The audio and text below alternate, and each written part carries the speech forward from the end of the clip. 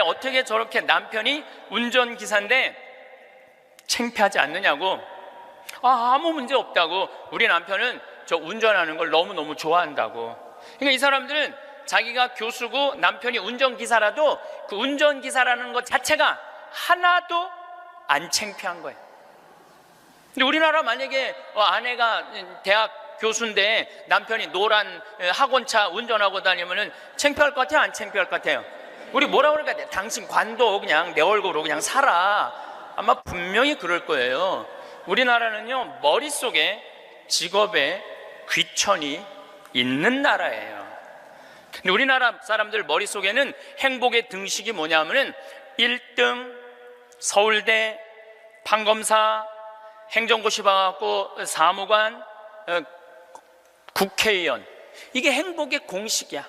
그래서 막 청소를 한다든가 소방관을 한다든가 경찰관을 한다든가 그런 거 들떨어진 애들이 하는 거라고 생각을 하고 있는 거야. 그리고 실질적으로 월급도 어떻게? 아주 적고. 우리나라 국회의원들은 1년에 월급이 한 1억 한 3천만 원 정도 돼요. 1억 3. 그런데 뭐 보좌관 또 뭐 운전기사 뭐 다 하면 한 국회의원이 얼마를 쓰냐면 7억을 써요. 7억을 써요. 한 국회의원들이 어마어마하게 쓰는 거죠. 그런데 1000을 기준으로 하면 노르웨이 국회의원들은 일을 1000개를 하면은 우리나라 국회의원들은 그렇게 많은 돈을 벌고도 105개 정도밖에 안 한다. 돈은 돈대로 벌고 일은 하지 않는 거죠. 우리나라 애들 1살서부터 30살까지 안 행복해. 그럼 30살서부터 60살은 행복해요? 30살서부터 60살? 안 행복해. 왜 안 행복하냐면 이 30살서부터 60살에는 자기 인생이 없어. 왜냐면 1살서부터 30살 된 자식들 뒷바라지 않으냐고. 자기 인생이 없는 거야. 그러니까 자기를 위해서 학원을 다녀봤던 적이 없어. 30살서부터 60살들은 기타 학원을 다닌다든지 피아노 학원을 다닌다든지 꽃꽂이 학원을 다닌다든지 나처럼 필라테스 학원을 다닌다든지 자기를 위해서 이런 학원을 다녀본 적이 없어. 자기 인생이 없어. 오로지 자식 뒷바라지 않으냐고. 그래서 헬리콥터 맘이라고 그러잖아요. 자식 뒤 뺑글뺑글 따라다니는 거야. 초등학교 유치원 따라다녀, 초등학교 따라다녀, 중고등학교 따라다녀, 심지어는 대학까지 따라다닌다는 거예요. 그래갖고 저기 커리큘럼 수업 과정 짜주군 엄마들 많아. 그리고 학점이 조금 나오면 교수한테 가서 따진다는 거. 우리 애 학점이 왜 이것밖에 안 주느냐고. 나중에 취직하려면 학점이 높아야 되는데. 군대도 뺑글뺑글한데요. 요즘 카카오톡이 돼갖고 엄마들이 애들 군대 생활을 볼 수 있대요. 그럼 애가 좀만 얼굴이 이상하면은 그 상사한테 그런대요. 왜 우리 애 얼굴이 이러느냐, 뭐가 문제가 있느냐. 그러니까 그 군대 가서도 엄마가 애를 책임져 주는 거야. 그래서 요새 군대 상사님들이요, 사병 돌보는 일보다 사병 엄마 돌보는 일이 더 바쁘대요. 심지어는 회사까지 따라다니는 거야. 애가 회사에 취직을 했는데 대리 진급을 못하면 부장한테 가서 따진다는 거. 우리 애가 뭐가 모자라서 대리 진급을 못하느냐고. 평생 자식주의를 뺑글뺑글 따라다니는 걸 뭐라고 그러냐면 헬리콥터 맘이라고 그래요. 헬리콥터 맘. 또 아버지들은 요즘은 많이 줄어들었지만 한동안은 기러기 아버지가 40만 명까지 있었어. 40만 명 기러기 아버지가. 이 기러기 아버지들은요, 자식들을 한 달에 부인 것까지 하려면 700에서 1000만 원을 보내줘야 돼. 그러면은 보통 10년 정도 가 있으면요, 이 기러기 아버지는 10년 동안 인생이 하나도 없는 거예요. 자식도 없고 아내도 없고 돈도 없는데 뭐 돈만 버는 기계로 사는 거야. 그러니까 자기 인생을 못 사는 거. 30살서부터 60살들은 자기 인생이 없는 거예요. 근데 문제는 60살 때 30살 된 자식이 이렇게 말합니다. 엄마, 이제 엄마 인생 살아. 자기를 위해서 살아봤던 적이 없는데 내 인생을 살으라는 거야. 살 줄을 모르는데. 미국은 벼락에 맞아 죽는 사람이 1년에 한 1000명 돼요. 1000명인데 그 중에 950명은 살아나고 50명은 그냥 죽는데요. 근데 이 의사가 딱 죽었는데 자기 육신이 팍 쓰러지더래. 근데 영혼이 딱 빠져나온 거죠. 영혼이 빠져나오고 자기 육신을 보고 있는데 하나도 안 슬프더래요. 내가 죽었네? 그냥 객관적으로 받아들이는 거지. 내 육신이 죽었네? 죽은 사람은 안 슬퍼요, 여러분들. 우리가 착각하고 있는 거예요. 죽은 자의 장례는 죽은 자한테 맡기라고. 너무 죽은 것 때문에 슬퍼하지 말아라. 예수님이 그랬죠? 프랑스의 한 부인이 아들이 먼저 죽은 거야. 아들이 먼저 죽으니 얼마나 슬퍼요. 매일 울은 거야. 매일. 근데 하루는 환시에 젊은이들이 빛을 내고 하늘나라에서 예수님하고 행진을 하는데 자기 아들만 누더기같이 젖은 옷을 입고 그 끝에 한 걸음 한 걸음 힘겹게 걷더래요. 그래서 엄마가 물어봤대요. 얘야, 너는 왜 저 젊은이들은 저렇게 빛을 내고 아름답게 예수님하고 하늘나라에서 행진을 하는데 너는 왜 그렇게 힘들게 젖은 누더기 같은 옷을 입고 힘겹게 걷느냐? 그랬더니 아들이 하는 말이, 어머니, 난 얼마든지 저들하고 같이 예수님하고 행복하게 행진을 할 수가 있다. 그런데 어머니의 눈물이 내 옷을 적셔서 내가 한 걸음도 나갈 수가 없다. 어머니의 눈물이. 여러분들 죽은 사람들 슬퍼한다고 그 사람들을 위로하는 게 아니에요. 그 여러분들의 눈물이 죽은 사람들을 붙잡을 수가 있는 거예요. 황창현 신부님의 행복 특강 지금 바로 시작하겠습니다. 영상이 마음에 드신다면 구독, 좋아요, 알림 설정 부탁드립니다. 요양원 가는 시대, 자신을 버리고 간 아들에게 남긴 아버지의 마지막 말도 함께 들으시면 좋겠습니다. 우리는 직업에 귀천이 없다고 이야기합니다. 그런데 제가 소방관들의 삶을 조금 들여다보니까 직업에 귀천이 있더라고요.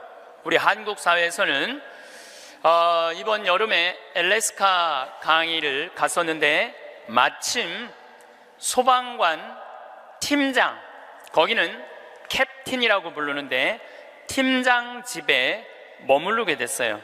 그래서 너무 궁금하잖아요. 특별한 직업을 가진 분이니까. 그리고 미국에서 인기 직업 1위는 소방관이에요. 그래서 제가 물어봤어요. 보통 소방관 처음 되면은 월급을 얼마를 받느냐? 그랬더니 한 4천만 원 정도 받는데요. 연봉이. 그리고 1년 반 훈련이 끝나갖고 정식 소방관이 되면은 6,500만 원 정도를 받는데요. 근데 우리나라 소방관은 정식적으로 소방관 합격을 해갖고 임명을 받으면은 첫 월급이 얼마냐면은 140만 원이에요. 사람의 생명을 이렇게 건지는 소방관들이 연봉이 이런 거 저런 거 다 따져서 한 2,500, 많을 때는 3천만 원밖에 되지 않습니다. 우리 그 캡틴이라는 분은 은퇴를 하고 리타이어를 하고 다시 소방관으로 다시 재취직을 해갖고 미국은 그런 경우가 참 많아요. 일단 한번 은퇴하고 다시 그 자리로 가서 일하는 경우가 많아요. 그래서 그러면은 당신은 연봉이 얼마가 되냐 그러니까 저는 좀 많죠 그러더라고요. 그래서 얼마가 되느냐 그랬더니 한 1억 5천만 원 정도 됩니다 그러더라고요. 그러니까 미국에 가보면은요, 소방관 월급이 팀장, 캡틴 정도 되면은 1억 5천만 원 정도 돼요. 그리고 뉴욕 경찰, 뉴욕에 강의 갔을 때 내가 그런 거 궁금해 하잖아요. 얼마나 받나. 뉴욕 경찰은 연봉이 얼마냐 그러니까 뉴욕 경찰들은 경위 정도만 되면은, 경사 정도만 되면은 1억이 넘어간대요. 1억이. 그러니까 미국은 소방관, 경찰관, 군인들이 보통 한 5년 정도만 근무를 하면 1억이 넘어가요. 1억이.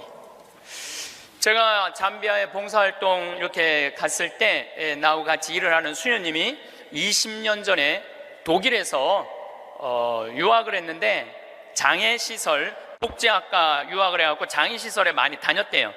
근데 그 장애시설에 심리학과 여자 교수가 있었는데 퇴근할 때 보니까 그 운전기사랑 퇴근을 하더래요. 그래서 어떻게 운전기사랑 퇴근을 맨날 하느냐고, 저 사람 내 남편이라고. 심리학 교수면은 20년 전만 해도, 우리 지금도 심리학 쪽 공부를 했다 그러면은 사회적으로 최고의 직종인데, 아니 당신은 교수고 심리학 교수고 의사인데도 이렇게 대단한데 어떻게 저렇게 남편이 운전기사인데 창피하지 않느냐고. 아무 문제 없다고. 우리 남편은 저 운전하는 걸 너무너무 좋아한다고.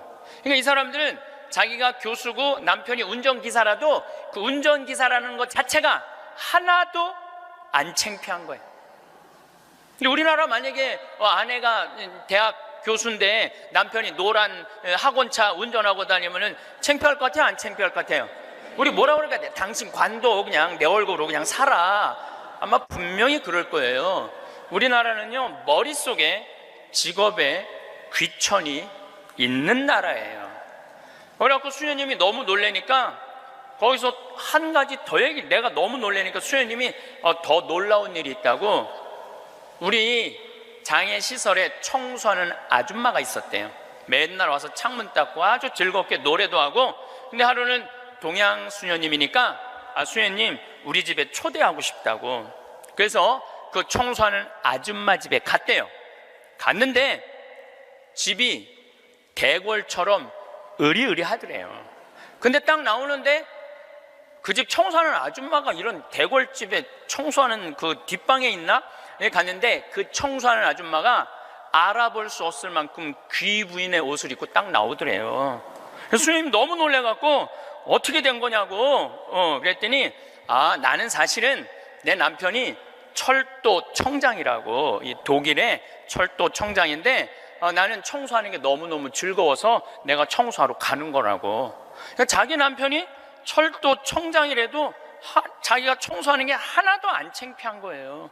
우리나라 지금 철도 청장 부인이 지금 무슨 동방자해 학교 가갖고 청소하고 앉아있다고 그러면은 그 월급 다 받는데, 그래갖고 그 월급 받아갖고 그 부인은 어떻게 하느냐면은 기부를 한대, 도네이션을 한대요. 자기 너무너무 즐겁다고. 그러니까 직업에 귀천이 없어요. 우리 알래스카에서 내가 한 일주일 동안 그 집에서 지냈는데, 이 캡틴은 요트가 있어, 집에. 요트. 그리고 그 캠핑카 있죠? 차 안에 침대도 있고 음식도 해 먹을 수 있는 캠핑카도 있고. 그래서 나하고 동갑이에요. 또 그 친구가 신부님 여행 가자 그래서 정말로 요트도 타보고 캠핑카도 타보고, 우리나라의 소방장 정도, 팀장 정도인데 그렇게 행복하게 잘 살고 있더라고요. 근데 우리나라 사람들 머릿속에는 행복의 등식이 뭐냐면은 1등 서울대, 판검사, 행정고시 봐갖고 사무관, 국회의원, 이게 행복의 공식이야. 그래서 막 청소를 한다든가 소방관을 한다든가 경찰관을 한다든가 그런 거 들떨어진 애들이 하는 거라고 생각을 하고 있는 거야. 그리고 실질적으로 월급도 어떻게? 아주 적고, 우리나라 국회의원들은 1년에 월급이 한 1억 한 3천만 원 정도 돼요. 1억 3. 그런데 뭐 보좌관 또 뭐 운전기사 뭐 다 하면 한 국회의원이 얼마를 쓰냐면 7억을 써요. 7억을 써요. 한 국회의원들이 어마어마하게 쓰는 거죠. 그런데 1000을 기준으로 하면 노르웨이 국회의원들은 일을 1000개를 하면은 우리나라 국회의원들은 그렇게 많은 돈을 벌고도 105개 정도밖에 안 한다. 돈은 돈대로 벌고 일은 하지 않는 거죠. 그래도 오늘 저 국회 내년 예산안 통과한 거 보니까 마음이 좀 편하네요. 몇 년 동안 제 나라 통과한 적이 없거든요. 오늘은 내가 아침에 뉴스를 보고 그래도 밥 먹을 자격이 있구나 이런 생각이 들었어요. 오늘은. 근데 여러분들, 앞으로 우리나라는 공부 잘한다고 행복한 시대는 갑니다. 이제 제가 왜 그런 시대가 가는지 말씀을 드릴게요. 10년 전만 해도 우리나라는 대학 입학생이 1년에 60만 명이었어요. 60만 명. 근데 2020년에는 대학 입학생들이 1년에 몇 명이냐면 30만 명으로 줄어들어요. 그러면 지금 우리나라 대학이 한 400개 되는데 2020년부터는 대학이 어떻게 줄어들 것 같아요? 300개, 200개 줄어들어요. 그럼 공부 잘해갖고 교수한 분들 다 어디 갈 것 같아요? 다 실직자 돼요. 그러니까 이놈의 새끼야, 공부 열심히 해, 너 공부해야지 먹고 살아, 이런 시대는 끝나요. 이제는 앞으로 어떤 사람들이 정말로 먹기 살기 좋은 시대가 되느냐면 포크레인 운전할 줄 아는 사람들, 그 다음에 요리 잘하는 사람들, 청소 잘하는 사람들, 이런 사람들이 행복한 시대가 온다니까요. 세상이 너무나 지금 변하고 있어요. 우리 생태마을에 올해 직원들을 채용을 해요. 이것도 귀가 번쩍 분들이 이런 분들이 있으니까 야, 나도 한번 거기 가볼까? 근데 이번에 자격은 뭐냐면 고등학교 졸업 예정자들만 뽑아요. 나는 대학 졸업 예정자들도 안 뽑아요. 대학원 졸업 예정자들도 안 뽑아요. 혹여 가끔 대학 졸업한 사람들, 대학원 다니는 사람들 뽑아요. 우리도 뽑는데 월급은 고등학교 졸업한 사람이나 대학 졸업한 사람이나 대학원 졸업한 사람이나 우리 생태마을 첫 월급은 똑같이 200만 원이에요. 고등학교 졸업해도 직원으로 되면 무조건 200만 원이에요. 아니 생각을 해봐요. 아니 매주 띄우는데 뭐하러 대학원 자격증이 필요해? 아니 배추 심는데 뭐하러 대학 졸업한 사람이 필요해요? 우리 생태마을에 필요한 사람은 어떤 사람이 필요하냐 하면 성실한 사람, 성격 좋은 사람, 이런 사람이 필요해요. 그리고 뭐 우리 생태마을에 지금 다녀간 사람이 100명도 넘죠. 우리 직원이 지금 한 40명 되니까 많이 바뀌어요. 근데 남아있는 사람이 어떤 사람이 남아있느냐면은 가정환경 행복했던 사람, 성실한 사람, 이런 사람들이 남아있어요. 가정환경 불행했던 사람, 어린 시절을 힘들게 지냈던 사람은요 많이 견뎌야 6개월이에요. 그러니까 이제는 공부를 잘하는 사람이 성공하는 시대가 아니라, 공부를 잘하는 사람이 성공하는 시대가 아니라 행복한 사람이 성공하는 시대가 오는 거예요. 근데 우리나라 OECD 국가 어린이 행복지수 조사를 해봤는데 11살, 13살, 15살을 대상으로 행복지수를 점수를 내봤는데 노르웨이가 95점인데 우리나라 애들이 60점이에요. 우리나라 애들은 안 행복해요. 이거 OECD 국가 중에 우리나라가 꼴등이에요. 심각합니다. 왜 심각하냐 하면은 어렸을 때 안 행복한 애들이 커서 행복할 것 같아요? 절대 그런 일은 없어요. 어렸을 때 추억이 많고 어렸을 때 행복한 애들이 커서도 행복한 거예요. 근데 우리나라는 대학생이 하루에 몇 시간 공부하냐면 4시간 공부해요. 초등학생이 하루에 몇 시간 공부하냐면 5시간 반을 공부를 해요. 중학생은 하루에 몇 시간 공부하느냐면 7시간을 공부해요. 고등학생은 하루에 몇 시간을 공부하느냐면 8시간 반을 공부를 해요. 그럼 여러분들 하루에 8시간 반을 공부한다 그러면은 밥 먹는 시간 1시간, 1시간, 1시간, 3시간 빼고, 그것도 못 먹는다고 그러긴 하지만은, 그리고 학교 가는 시간 빼고, 그러면은요 애들은요 잠자는 거 빼고는 공부만 하는 거예요. 그러니까 얘네들은 엄마, 아빠, 형제들이랑 먹고 마시고 놀 시간이 없어요. 제가 지난 시간에도 말씀드렸지만은 이 세상에 가장 중요한 일은 뭐냐면은 먹고 마시고 노는 일이에요. 근데 우리나라 초등학교, 중고등학교 아이들은 엄마, 아빠랑 먹고 마시고 놀 일이 없어요. 그러니까 커서도 엄마, 아빠하고 추억이 하나도 없는 거예요. 행복했던 순간도 없고. 미국 애들은, 초등학교 애들이, 우리나라 애들은 5시간 반 공부하는데 미국 애들은 초등학교 애들이 하루에 몇 시간 공부하느냐면 2시간 반 공부해. 그러니까 이거는 공부하는 흉내만 내는 거야. 그 얘네들은 계속 먹고 마시고 노는 거예요. 계속. 제가 미국 강의를 가보면은요, 얘네들이 하는 거는 정말로 먹고 마시고 노는 일이에요. 유럽, 북유럽 애들은 말할 것도 없고 학교 가서도 계속 놀아요. 우리처럼 학원 가갖고 영어, 수학 막 계속 뭐 글쓰기, 뭐 웅변 그런 거를 하는 게 아니라니까요. 그런데 놀랍게도 핀란드 고등학생은 하루에 4시간 공부하는데 우리나라 애들은 하루에 8시간 반을 공부를 해요.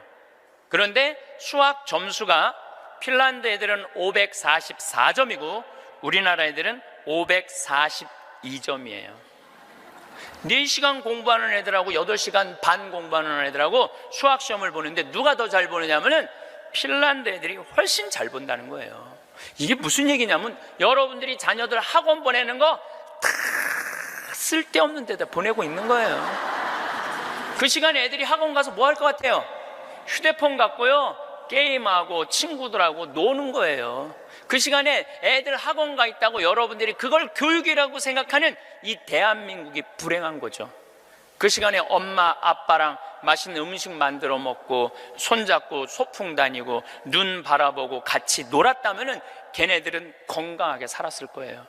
근데 엄마 아빠하고 그랬던 적이 하나도 없어. 여러분들 사람이 커서요, 어렸을 때 가장 기억에 많이 남는 게 뭔지 아세요?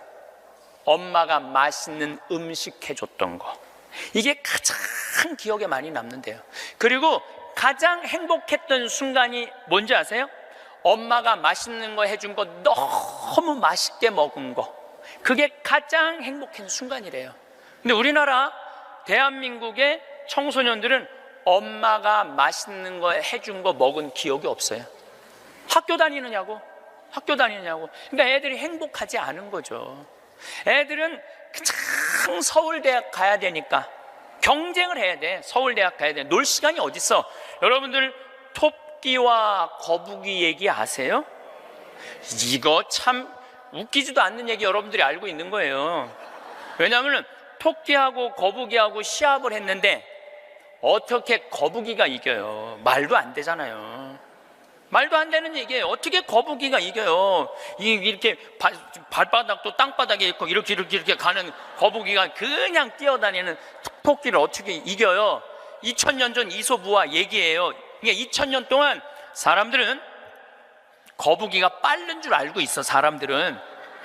근데 요즘 새로운 일이 벌어졌어요. 그 후손 토끼가 생각해 보니까 너무 자존심 상하는 거야. 아니 이 빠른 우리가 거북이한테 진다는 걸 모든 사람들이 알고 있다는 게 너무 웃기잖아요. 그래갖고 토끼가 거북이한테 도전장을 내요. 다시 시합하자. 2차전을 벌이자. 2차전을 벌이자. 그래갖고 거북이가 생각해 보니까 니네들은 이 토끼들은 막 뛰어야 되기 때문에 심장이 너무 빨리 뛰기 때문에 쉬어야 돼. 그래서 얘네들은 반드시 뭐가 필요하냐면 토끼 잠이 필요해요. 토끼 잠을 자야 돼, 얘네들은. 그러니까 거북이는 믿는 구석이 있어. 너 또 토끼 잠 잘 거니까 시합해도 우리가 분명히 이길 것이다. 그래도 거북이가 생각해 보니까 그래도 준비를 해야 될 것 같아. 그래서 거북이도 어떤 준비를 하냐면은 나도 토끼처럼 뒷다리를 똑바로 세우는 훈련을 이제 하기 시작한 거예요. 뒷다리를 세워갖고 내가 빨리 좀 가야 되겠다. 뒷다리. 그리고 생각해 보니까 거북이한테 최고 치명은 뭐냐면 두꺼운 등딱지야. 그래서 등딱지를 가볍게 갈기 시작했어요. 병원 다니면서 나 좀 갈아줘라, 이거 좀 가볍게. 그래갖고 준비를 충분히 했어요. 드디어 2차전이 시작이 됐어요. 아니나 달라 토끼가 총알같이 뛰어나갔죠. 근데 거북이는 뒷다리를 이제 세워놨으니까 거북이도 만만치 않잖아요. 쫙 가면서 믿는 구석이 있어서, 어떤 믿는 구석이 있었느냐면은 이제 분명히 저 나무 밑에서는 토끼 잠을 잘 것이다. 그래갖고 토끼가 딱 보니까 역시 멀리서 지가 뒷다리를 세워봤자지. 그래갖고 쫙 오는데 자도 될 것 같아. 딱 잠을 자면서 내가 1시간만 자야지, 2시간 잘 거, 1시간만 자야지. 그런데 이제 거북이는 지나갔어. 지나가면서 네가 그러면 그렇지, 네가 토끼가 토끼 잠을 자야지. 딱 어느 정도 중간까지 갔는데 토끼가 깨어난 거예요. 2시간 잘 거 1시간 훈련을 열심히 했으니까 1시간 만에 딱 깨어나갖고 거의 결승점 도달점에 총알같이 토끼가 지나간 거예요. 그리고 거북이가 가다 보니까 토끼가 지나간 거예요. 그래서 이제 토끼가 이 불명예를 씻었어요. 드디어 이제 모든 이 짐승계에는 드디어 토끼가 이겼댄다. 걔가 토끼잠을 줄여갖고 그 거북이를 이겼댄다. 근데 이제 누가 슬프기 시작했느냐면 거북이가 슬프기 시작했어요. 내가 지다니, 이건 있을 수 없는 일이다. 내가 2000년 동안 거북이의 그 성실성 하나로 거북이가 토끼를 이겼다고 모든 세상에 다 알고 있는데 내가 이게 지다니, 이건 있을 수 없는 일이다. 절치부심한 거북이가 다시 토끼한테 도전장을 냈어요. 한 번 더 붙자. 3세판이다. 3세판. 한 번 더 붙자. 토끼가 그래? 그러면은 귀양 내가 명예를 씻으려면 완전히 씻어야 한 번 더 붙자. 이번에 거북이는 아무리 생각해도 뒷다리 갖고는 안 될 것 같아. 앞다리까지 세우는 훈련을 한 거야. 이거를 이렇게 똑바로 세우는 훈련을 한 거야. 그래갖고 정말 피나는 훈련을 해갖고 근육을 다 세웠어요. 그리고 생각해보니까 이 등딱지는 갈아서 될 게 아닌 것 같아. 현대의 세계가 왔으니까 저기 우주 비행선에 쓰는 아주 가벼운 합금판 뚜껑이 있다는 얘기를 듣고 그걸 가갖고 갈았어요. 이 뚜껑을 너무너무 가볍게. 토끼 못지않게 이제 이 속력이 났어요. 근데 거북이가 아무리 생각해도 그거 갖고 안 될 것 같아. 그래서 마지막 한 수를 가지고 있었어요. 분명히 토끼가 저 나무 밑에서 잘 거니까 저 나무 밑에 수면제를, 이 분말가루를 설치를 해둬갖고 리모컨으로 터트리면은 완전히 내가 보낼 수 있다. 비장의 카드까지 준비해놓고 이제 도전장을 내민 거죠. 토끼는 아무리 생각해도 이번에 지면은 이게 다시는 회복할 수 없을 것 같아요. 그래갖고 토끼는 어떤 훈련을 했느냐 하면은, 어떤 훈련을 했냐면 토끼잠을 안 자고 목표 지점까지 가는 훈련을 했어요. 토끼잠을 안 자고. 그래갖고 드디어 3차전이 벌어졌어요. 3차전이 벌어져갖고 출발을 했는데 토끼가 보니까 거북이가 옛날엔 뒷다리만 세웠는데 이제는 앞다리까지 세워갖고 뛰는데 이게 만만치가 않은 거예요. 내가 정말로 자면 안 된다, 죽어라고 뛰면서 나무 밑에 도착했는데 너무 졸렸지만 그걸 극복하고 뛰어갔어요. 아니 리모컨까지 다 설치하고 이제 터트리기만 하면 이제 완전히 재워갖고 그 토끼잠으로 이기려고 그랬는데 리모컨 터트릴 시간이 없는 거예요. 이건 해보지도 못하고 져버렸어, 거북이가. 그러니까 거북이가 뭐가 왔느냐면 우울증이 왔어요. 우울증이 야, 내가 저 토끼한테는 정말로 어떻게 해볼 도리가 없단 말인가. 너무 우울증이 슬퍼갖고 이제 자살까지 생각을 했어요. 근데 할아버지가 그 손자 거북이를 보고 이런 말을 해요. 거북아, 손자야, 슬퍼하지 말아라. 너 토끼가 몇 년 사는 줄 아냐? 잘 모르는데요. 토끼는 그렇게 죽어라고 뛰기 때문에 토끼 수명은 7년이다. 7년. 근데 우리 거북이들은 수명이 얼마인 줄 아냐? 우리 거북이들은, 할아버지가 지금 몇 살이에요? 내가 지금 190살이다. 우리 거북이는 느리기 때문에 수명이 200살이다. 너는 느린 게 네 본질인데 왜 토끼 이기려고 그 되지도 않는 뒷다리 앞다리 세우고 왜 그렇게 인생을 힘들게 사느냐. 너는 천천히 사는 게 너의 운명이다. 그 생각을 해보니까 가만히 생각해 되지도 않는 시합을 2000년 동안 한 자기 거북이하고 토끼, 그게 웃긴 거예요. 그래서 이 거북이는 천천히 다니고 자기의 그 본성에 따라 사니까 사는 게 너무너무 즐거워요. 그러니까 느린 게 빠른 것보다 훨씬 좋구나. 빠르면 7년밖에 못 사는데 느리니까 200년을 사니까 아무리 토끼가 빠르면 왜 빨리 죽는데. 그런데 지금 대한민국은 우리 자녀들을 거북이로 안 키우고 뭘로 키우냐면 토끼로 키우고 있어요. 토끼로. 7년밖에 안 살릴 생각을 하고 토끼로 키우고 있어요. 그렇게 가장 큰 희생자가 된 사람이 누구냐면은 사도세자예요. 여러분도 사도세자 얘기 알죠? 네, 사도세자가 언제 죽었느냐면 1762년 이모년에 5월 13일 날 뒤주에 들어가고 5월 22일 날 죽었어요. 8일 동안 있다가. 그런데 이 사도세자는 아버지가 영조인데 아버지의 첫째 아들이 효장세자가 있었는데 9살에 죽어요. 9살에 죽다가 40이 넘어서 아들 하나를 얻어요. 이게 바로 이선. 정조는 이산. 정조의 아버지인 사도세자의 진짜 이름은 이선이에요. 사도세자는 죽고 난 다음에 영조가 불러준 이름은 슬픔을 생각해라. 생각살자 슬플 도자. 그래갖고 사도세자고 진짜 이름은 이선이에요. 그러니까 40이 넘어서 아들을 하나 얻었으니까 효장세자가 죽고 난 다음에 너무너무 슬펐는데 이 영조는 이 아들이 너무너무 귀했던 거야. 그래갖고 2살에 사도세자 책봉을 해요. 근데 얘가 얼마나 똑똑했느냐 하면은 2살 때 왕자라는 한자를 보고 아버지가 이게 무슨 자냐 그러면 아버지를 가르쳤어요. 이게 아버지 자다. 왕자를 보고. 세자짜리를 보고 이거는 무슨 자냐, 이건 나다. 2살짜리가 5살 때 효경을 줄줄줄줄 외워요. 영조라는 임금은 공부하기 너무너무 좋아했던 임금이거든요.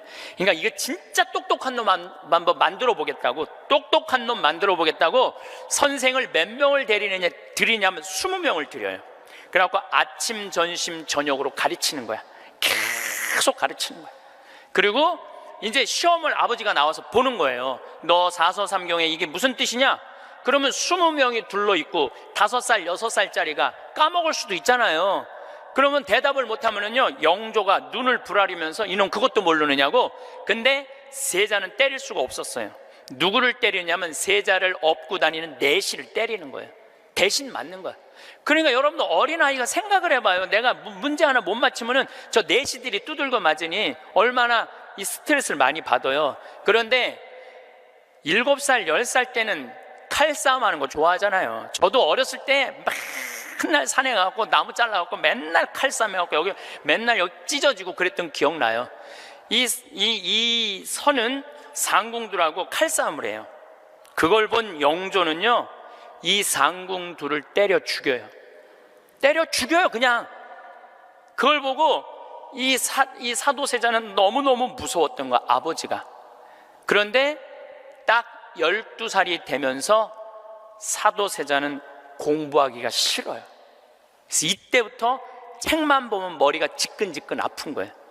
그러니까 조기 교육의 최고의 희생자는 누구냐면은 사도세자예요. 그러니까 아버지는 공부를 가르치는데 아들은 공부하기가 싫은 거야. 그리고 얘가 키가 엄청나게 커요. 사도세자가 뭐 세자 그래갖고 나만큼 조그만 줄 아는데 키가 1m 막 80대고 청룡도를 휘두를 정도로 힘이 좋았다는 거. 관우가 휘두른 청룡도를 휘두르고 그랬다는 거예요. 말도 잘 차고 화살도 잘 쏘고. 근데 아버지는 그게 너무너무 싫었던 거야, 그렇게 하는 게. 그래 아버지하고 점점 갈등을 일으키면서 광증에 시달려요.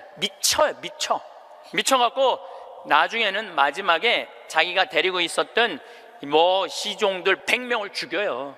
마음에 안 들면 칼로 쳐 죽이는 거예요. 나중에 무당하고도 살고 비구니 스님하고도 살고, 도저히 아버지가 컨트롤할 수 없을 정도로.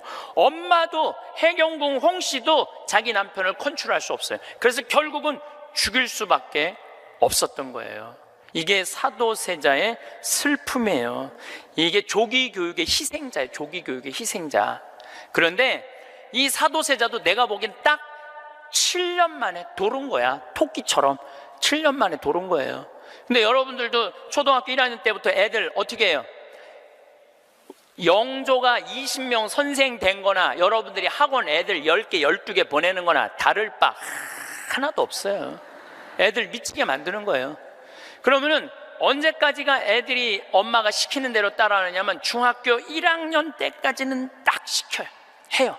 근데 딱 그 7년이 지나고 나면 애들 눈빛이 쫙 꺾어지기 시작해요. 네. 중학교 2학년만 되면은 눈빛이 싹 돌아가기 시작해요. 돌아가기 시작하면 그때부터 애들은 미치는 거예요. 근데 여러분들 이게 웃을 일이 아니에요. 그 미치는 애들이요, 한둘이 아니에요. 참 많아요. 그럼 이때부터는 엄마도 컨트롤이 안 되는 거예요. 아버지도 컨트롤이 안 되는 거예요. 그리고 얘는 행복했던 순간이 하나도 없었던 거야. 행복했던 순간이 없기 때문에 이때부터는 엄마한테 소리 지르고 물건 던지고, 심지어는 엄마를 때리는 아이들도 참 많습니다. 이 엄마들은 어디 가서 얘기도 못해요. 중학교 2학년 3학년 되는 애한테 맞는다, 자식이 무서워서 벌벌 떠는 부모들이 참 많습니다. 그럼 얘가 미치게 만드는 장본인이 누구예요? 엄마들이에요. 엄마들이 얘를 미치게 만드는 거예요. 미쳐갖고 이제 애가 이렇게 뛰고 저렇게 뛰면 나한테 데리고 와요. 그러면 얘네들 눈빛이 싹 돌아간 걸 내가 봐요. 그럼 상담을 해보잖아요. 그럼 걔네들이 나한테 하는 얘기가, 자기는 초등학교 때 자기 자유시간이 하나도 없었다는 거예요. 자유시간 하나도 없이 엄마가 이 학원 가라면 저 학원 가고 저 학원 가고 저 학원 가고, 그래서 자기 미치겠다는 거예요. 막 속에서 불이 일어난다는 불. 이 사도세자가 뭐라 하냐면 자기 속에서는 울화증이 일어났다. 울화증이. 만약에 영조가 사도세자가 그렇게 무기신식이라는 무에서도 편해요. 사도세자가 그만큼 똑똑한 사람이었고, 만약에 영조가 이 아들을 정말로 청룡도도 마음대로 하게 하고 창, 활, 말 다 잘 탔거든요. 그렇게 키웠다면 우리나라는 광개토왕 대왕만큼 훌륭한 군주, 강력한 군주를 18세기에 모실 수 있었을 거야. 사도세자가 죽고 난 다음에 정조가 임금이 됐잖아요. 권력 기반이 취약했어요. 그 다음에 정조가 1800년에 죽고 순조, 헌종, 철종, 고종 다 7살, 10살, 18살, 17살짜리들이 왕 되면서 조선은 끝난 거예요. 여러분들도 지금 가만히 생각해 봐요. 지금 내가 하나 둘 가지고 있는 애 공부 그렇게 시켜갖고 미쳤어. 그렇게 미쳤어? 그러면요, 그 집안은요 나중으로도 희망이 없는 집안이에요. 그리고 참 고치기 힘든 병이 뭔지 아세요? 정신병이에요. 제가 수많은 사람들을 만나면서, 수많은 아이들을 만나면서 가장 고치기 힘든 병이 정신병이에요. 우울증이라든가 조울증이라든가 이렇게 걸린 사람들은 평생 병원에 들락날락하고 평생 약 먹다가 결국은 그렇게 죽는 거예요. 근데 자기 자식을 뒤주에 가둬서 죽이지는 않지만, 여기 있는 분들 중에 뒤주에 가둬서 죽일 사람은 없지만은 그렇게 미치게 만드는 부모들이 참 많다는 거예요. 미치게 만드는 거예요. 그놈의 1등 병 때문에. 여러분들 초등학교 때 막 뛰어노는 애 중에 미치는 애들은 없어요. 초등학교 때 막 엄마 아빠랑 같이 뛰어놀고 들로 산으로 뭐 친구들하고 어울리고 엄마 아빠하고 먹고 마시고 논 아이들 중에 미치는 애들은 없어요. 어떤 애들이 미치냐면 되지도 않는, 머리 돌아가지도 않는 책상에서 학원에서 시달리면서 미치는 애들이 많은 거죠. 거북이가 등딱지 합금으로 바꾸듯이 자식 영어 발음 좋게 한다고 혀 이렇게 늘리는 수술하고 초등학생들한테 10개씩 학원 다니게 하는 일이 자식 미치게 만드는 일이에요. 이렇게 얘기해요. 엄마, 나 왜 이렇게 공부해야 돼?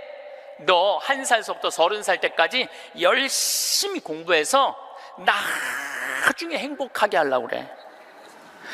나중에 행복한 건 없어요. 행복하려면 언제 행복해야 돼? 지금 행복해야 돼요. 지금 행복하지 않는 애는 나중에도 안 행복해요. 여러분들도 마찬가지입니다. 많은 분들이 나는 이제 아파트도 사놓고 애들 결혼도 시켜놓고 내가 이제 60살서부터 나중에 행복해야지. 그런 분은요, 떨커덕 오늘 아침에도 내가 나오면서 암 걸린 분 안수기도를 해주고 나왔는데 내 손에서 안 나와도 안수를 받고 싶다 그래서 내가 해주고 왔어요. 내 손에서 안 나와도 안수를 받고 싶다 그래서 해주고 나왔는데 자매님 보니까 굉장히 건강한데 무슨 암 말기래요. 대개 우리는요 나중은 안 기다려요. 그러니까 행복하려면 언제 행복해야 돼? 지금 행복해야 돼. 지금 맛있는 거 사 먹으려면 언제 사 먹어? 지금 사 먹어야 돼. 나중에 사 먹지 말고. 경치 좋은 데 가려면 언제 가야 돼? 지금 가야 돼. 지금. 나중에 가지 말고. 근데 우리는 애들한테 이렇게 얘기한단 말이에요. 너 1살서부터 30살 때까지 고생해야지 나중에 행복하다는 거. 이제는 1살서부터 30살까지 공부 죽어라 해도 행복한 시대는 갔어요. 이제 교수 돼도요 일자리 치열합니다.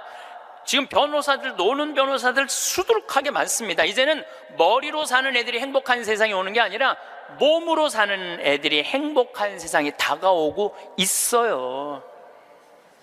나는 어제도 우리 직원이 저녁에 이제 대전에서 강의 끝나고 들어갔는데 고등학교 졸업하고 군대 갔다 와서 대학교 다니다 때려치고 우리 집에 왔어요. 내가 이렇게 물어봤어요. 이리 와봐라. 너 오늘 이 강의 준비하면서 네가 지금 대학교 4년을 다녔으면 얼마를 대학에다가 쏟아 넣을 것 같아?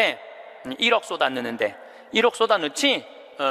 근데 너 이제 대학 안 다니니까 1억은 이제 모아놓은 거 아니야? 그럼 그 1억 너한테 안 쏟아 놓으면 엄마는 그 돈 갖고 뭐 할 것 같아? 엄마는 노후대책연금 붓겠죠. 그래, 엄마는 노후대책연금 붓고 넌 1억 저축하고 벌써 니네 집은 2억 벌은 집이다. 대학을 안 다니면 안 다닐수록 돈을 버는 거다. 근데 너 지금 내가 이번에도 월급을 한 1년 안 됐는데 30, 40만 원 올려줬어요. 우리는 5년만 근무하면 무조건 300만 원씩 받을도록 내가 해주는 거예요. 그럼 너 지금 5년, 4년 근무하면 너 1억 모은다. 기숙사에서 먹고 자고 쓸 일도 없고, 거기는 해만 떨어지면 돈 쓸 데도 없어요. 예. 너 그러면은 4년 동안 딴짓 안 하고 착실히 돈 벌으면 너 1억 버는 거야. 그럼 넌 30 전에 2억짜리 아파트 살 수 있는 거야. 난 뭐 우리나라 지금 대학 나온 45만 명 졸업하는데 제대로 된 직장에 취직하는 숫자가 몇 명이에요? 5만 명밖에 안 돼요. 40만 명은 2년, 3년 빈둥빈둥거리고, 심지어는 엄마 아버지가 애들 때문에 경비에 나가갖고 그거 해갖고 애들 생활비 대주고 뒷돈 대주고 그러고 있는 거예요. 그러니까 지금 여러분들, 지금 대한민국에서 없애버려야 되는 건 내가 보기엔 대학이야. 대학만 없어지면 전부 일의 소중한 가치를 배우고 다 행복하게 살 수 있어. 아니, 대학 졸업하고 딱딱딱 취직하면은 내가 왜 대학을 귀하게 여기지 않아요? 대학 졸업하는 애 거의 반 이상은 빈둥빈둥 놀고 있는데. 그러니까 우리나라 할머니 60, 70 된 분, 머리 나쁜 몸으로 살 놈한테 돈 쏟아 넣느냐고.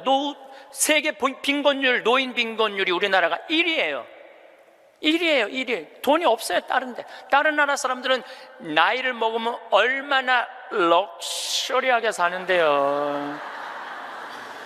놀지도 못하고 죽어라 30살까지 나중에 행복하려고 공부했는데 취직 안 되면 그 허탈감, 좌절, 이거는 어른들은 상상할 수 없을 만큼 힘든 거예요. 상상할 수 없을 만큼. 한 3달 전에 아주 이쁘장한 여자아이가 절 찾아왔어요. 공부도 굉장히 잘하는 아이예요. 공무원 시험을 보는데 계속 3번인가 4번 떨어진 거예요. 너무너무 좌절감, 우울증에 시달려있는 아이예요. 예. 그래서 날 찾아왔어요. 내가 얘기했어요. 꼭 공무원을 해야 되냐? 꼭 좋은 회사를 가야 되냐? 그냥 내가 즐겁게 일하고 그냥 행복하게 살면 되지 왜 그 힘든 목표를 세워놓고 계속 좌절감을 느끼느냐? 넌 좀 오늘을 좀 행복하게 살아라. 근데 이 친구가 며칠 전에 저한테 메시지 했어요. 신부님, 저 취직했어요. 너무너무 행복해요. 눈높이를 조금만 낮추면 우리는 지금 행복할 수 있는데 항상 나중에 행복하려고 눈높이를 너무 높여갖고 그것도 못하고 이것도 못하고 저것도 못하는 거예요. 그러니까 우리나라 애들 1살서부터 30살까지 안 행복해. 그럼 30살서부터 60살은 행복해요? 30살서부터 60살? 안 행복해. 왜 안 행복하냐면 이 30살서부터 60살에는 자기 인생이 없어. 왜냐면 1살서부터 30살 된 자식들 뒷바라지 않느냐고 자기 인생이 없는 거야. 그러니까 자기를 위해서 학원을 다녀봤던 적이 없어. 30살서부터 60살들은 기타 학원을 다닌다든지 피아노 학원을 다닌다든지 꽃꽂이 학원을 다닌다든지 나처럼 필라테스 학원을 다닌다든지 자기를 위해서 이런 학원을 다녀본 적이 없어. 자기 인생이 없어. 오로지 자식 뒷바라지 않느냐고. 그래서 헬리콥터 맘이라고 그러잖아요. 자식 뒤 뺑글뺑글 따라다니는 거야. 초등학교 유치원 따라다녀, 초등학교 따라다녀, 중고등학교 따라다녀, 심지어는 대학까지 따라다닌다는 거예요. 그래갖고 커리큘럼 수업 과정 짜주군 엄마들 많아. 그리고 학점이 조금 나오면 교수한테 가서 따진다는 거. 우리 애 학점이 왜 요것밖에 안 주느냐고. 나중에 취직하려면 학점이 높아야 되는데. 군대도 뺑글뺑글한데요. 요즘 카카오톡이 돼갖고 엄마들이 애들 군대 생활을 볼 수 있대요.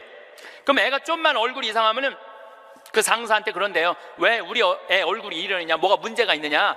그러니까 그 군대 가서도 엄마가 애를 책임져 주는 거야. 그래서 요새 군대 상사님들이요, 사병 돌보는 일보다 사병 엄마 돌보는 일이 더 바쁘대요. 심지어는 회사까지 따라다니는 거야. 애가 회사에 취직을 했는데 대리 진급을 못하면 부장한테 가서 따진다는 거. 우리 애가 뭐가 모자라서 대리 진급을 못하느냐고. 평생 자식주의를 뺑글뺑글 따라다니는 걸 뭐라고 그러냐면 헬리콥터 맘이라고 그래요.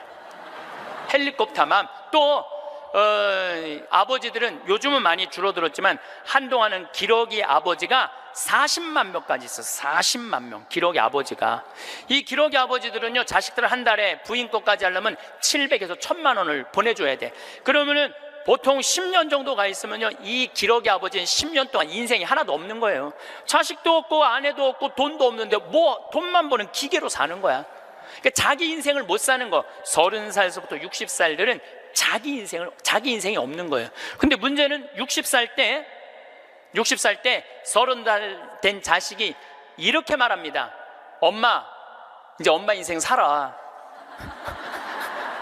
자기를 위해서 살아봤던 적이 없는데 내 인생을 살으라는 거야. 살 줄을 모르는데. 30살에서부터 60살은 뭐 해야 되는 나이냐면요, 자아실현해야 되는 나이야. 자아실현이라는 게 뭐예요? 자기의 능력을 쓰는. 오늘 물이 없는데 여기 물을 하나 갖다 놓으면 내가 이 물을 안 먹었으면은 이 물은 자아실현하는 물이에요? 자아실현 안 하는 물이에요? 자아실현 안 하는 물이에요. 내가 먹어줘야지 자아실현이 되는 물이에요. 자아실현이 되는 물이에요. 여러분들이 샴푸를 하나 샀어. 그럼 샴푸를 사면은 그 샴푸를 한 방울까지 다 쓰면은 여러분들 기분 좋아요, 안 좋아요? 그 샴푸는 나한테 와서 자기 능력을 다 썼어요, 안 썼어요? 그럼 자아실현 한 거야, 안 하는 거예요? 자아실현 한 거죠. 내가 요즘 목욕 가방에 샴푸 하나 다니는데 요만큼 남았어. 그 짜서 쓸 때마다 기분이 너무 좋아요. 너 이제 자아실현 다 돼가는구나. 이제 자기 능력 다 썼으니까. 우리 사제관에 개가 한 마리 있어요. 문수라는 개가 있는데 얘가요, 딱 사제관에 도착하면은요 총알같이 튀어나와요, 자기 집에서. 그리고 요만한 개가 내 가슴까지 뛰어 올라와요. 그리고 놀라운 거는요, 얘가 사제관에 신부들이 오면 안 물고 안 짖어요. 근데 여자들만 오면은 잡아 먹을 듯이 짖어요, 진짜로. 그리고 막 엉덩이고 허벅지고 다 깨물어요. 얘 자아실현 하는 게예요, 자아실현 안 하는 게예요? 자아실현 하는 게예요. 근데 우리나라 30살에서부터 60살 된 많은 분들은 자기 능력을 안 써요. 자기 능력을 안 쓰고 자식만을 위해서 살아요. 근데 60살에서부터 엄마 인생을 살려고 그러면은 자기 능력이 뭔지를 모르는데, 그러니까 사는 게 재미가 하나도 없는 거. 사는 게, 인생은요 재미있어야 돼, 의미가 있어야 돼. 이 두 가지가 같이 가야 돼. 재미와 의미가 같이 가야 돼. 그런데 내가 기타를 잘 쳤다면 기타 치러 온 세상 돌아다니고, 꽃꽂이 했다면 온 성당에 꽃꽂이 하러 다니고, 뭐 춤췄다면 춤추러 다니고 이럴 텐데 나를 위해서 한 게 하나도 없는 거야. 그러니까 사는 게 재미가 없는 거야. 60살에서부터 100살까지 어떻게 살아? 그러니까 우리는 1살에서부터 30살도 안 행복하고 30살에서부터 60살도 안 행복한 거야. 그럼 60살에서부터 100살은 행복하냐? 이 얘기는 이제 다음 시간에 하도록 하겠습니다. 기도, 자녀를 위한 기도 바치겠습니다. 나를 고쳐주소서. 가끔 자녀를 나의 투자의 대상으로 여기는 착각을, 나의 삶을 자녀에게서 보상받으려는 유혹을, 다 너를 위한 것이다 라고 하면서 궁극적으로 자신을 위했던 이기심을, 그리하여 자녀가 나에게 속해 있지만 내 것이 아님을 깨닫게 해주소서. 나로 하여금 부모로서의 권리보다는 의무로, 자녀의 성장보다 내가 먼저 성숙해짐으로 그들을 훈계하게 하소서. 자녀를 이끌어주되 강요하거나 협박하지 않으며, 사랑하는 자녀들을 돕되 대가를 기대하지 않으며, 자녀가 누릴 수 있는, 실패할 수 있는 자유와 선택할 수 있는 권리를 빼앗지 않게 해주소서. 자녀의 슬픔과 기쁨을 가볍게 취급하지 않으며, 자녀의 성공과 실패를 과소평가하지 않고, 자녀의 하찮은 질문에 진지하게 대답하게 하시고, 사소한 행동 방식도 존중함으로 존경받는 어른이 되게 해주소서. 그래서 유명한 사람으로가 아니라 유능한 사람으로, 인류의 사람으로가 아니라 유일한 사람으로 우리의 자녀들이 자라가게 해 주소서. 그리고 그 빛을 느끼는 순간 너무 행복하고 존재의 충만함, 평화, 충만함, 완전한 사랑을 느껴갖고 너무너무 행복하다는 거예요. 그런데 더 놀라운 거는 그 빛 앞에 섰을 때 자기의 살아온 인생 전부 다가 한순간에 다 펼쳐진다는 거예요. 한순간에 다 펼쳐져서 자기 지은 죄가 너무 크면은 그 앞에 너무 부끄러워서 쓰질 못한다는 거예요. 예수님이 뭐라고 그랬어요? 너희들 하느님이 심판하는 게 아니다. 너희들이 저지른 죄가 그 죄가 너희를 심판할 것이다. 그랬잖아요. 하느님은 심판하시는 분이 아니에요. 하느님은. 그러니까 너무 부끄러우면 그 빛 앞에 나서질 못한다는 거예요. 그리고 또 이제 그곳에 간 사람들이 느끼는 게 뭐냐면 죽은 형제 친척들이 이 다볼산에서 예수님이 거룩한 변모할 때 얼굴은 해와 같이 빛나고 옷은 몸은 어떤 마전장이도 만들 수 없을 만큼 빛났다 하듯이 그렇게 빛나는 형제 친척들이 있다는 거예요. 그리고 그냥 아름다운 정원, 아름다운 꽃, 너무 아름다운 나무, 아름다운 음악 이런 걸 공통적으로 보는 거예요. 1,500만 명 중에서 이 또 죽은 사람들 중에서 다 하늘나라를 경험하는 게 아니에요. 그 중에서도 10%에서 15%만 경험을 하는 거예요. 나머지는 의식이 없고 10% 내지 15%만 죽음 이후의 세계를 경험하고 돌아오는 거예요.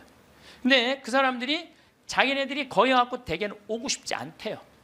하늘나라 간 사람 특징이 뭐냐면은 오고 싶지 않은 거야. 왜? 거기 너무 좋아서. 그런데 아직은 네 때가 되지 않았다. 네 때가 되지 않았기 때문에 넌 다시 가야 된다. 난 가기 싫다. 가야 된다. 이렇게 실갱이를 하다가 되게 돌아온다는 거예요.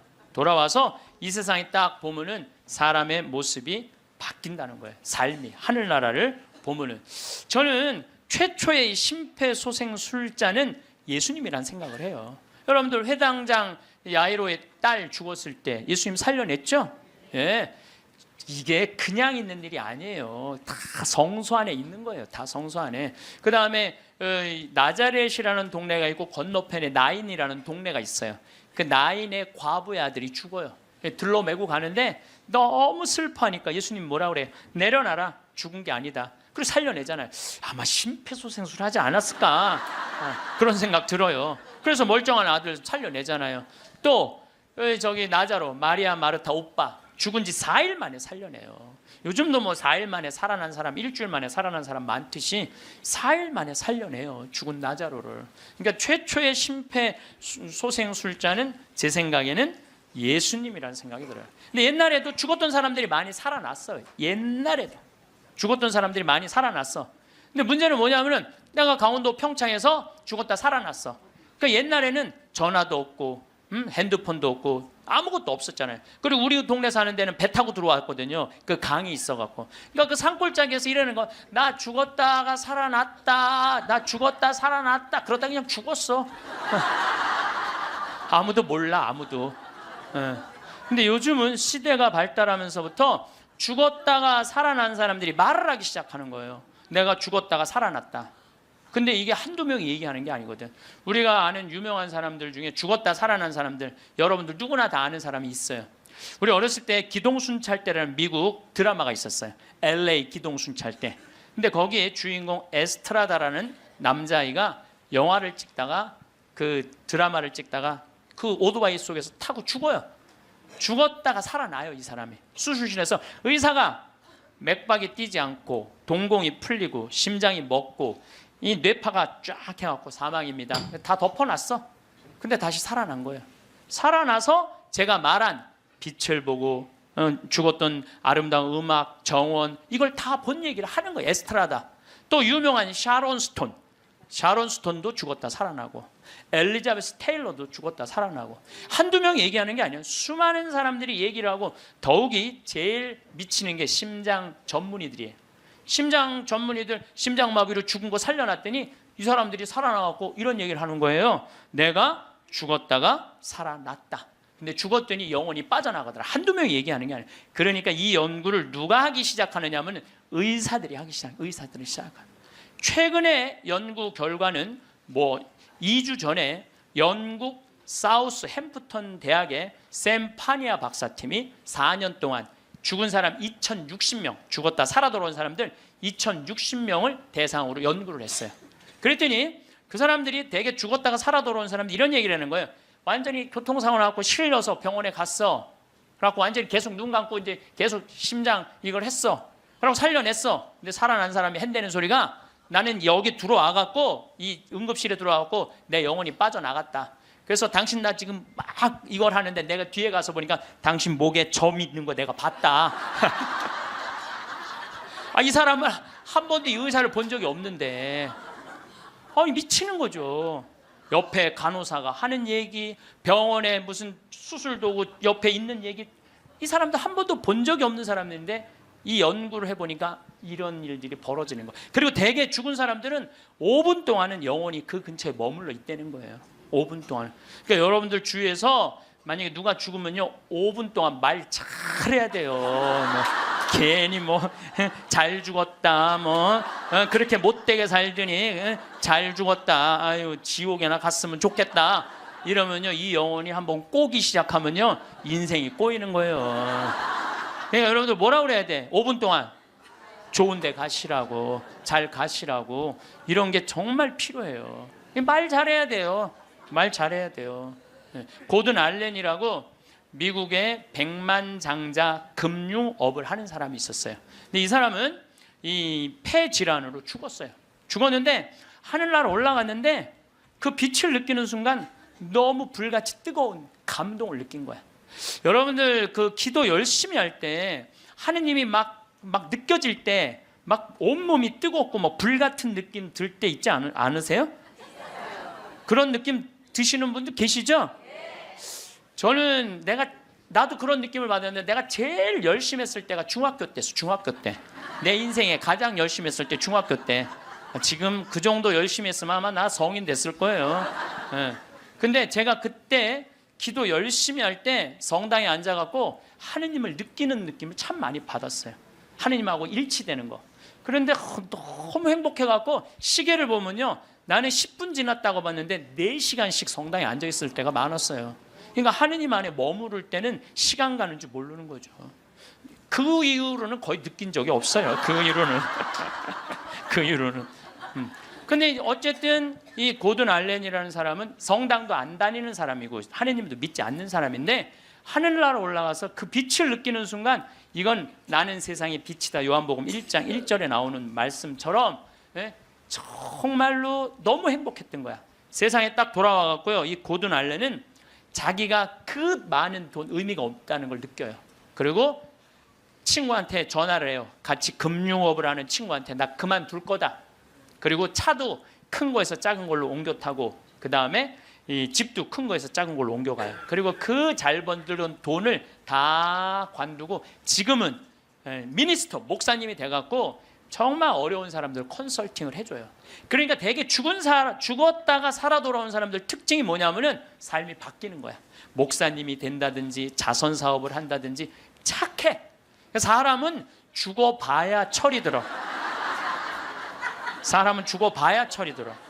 근데 이 죽을 수가 없으니 얼마나 이 답답한 노릇이에요.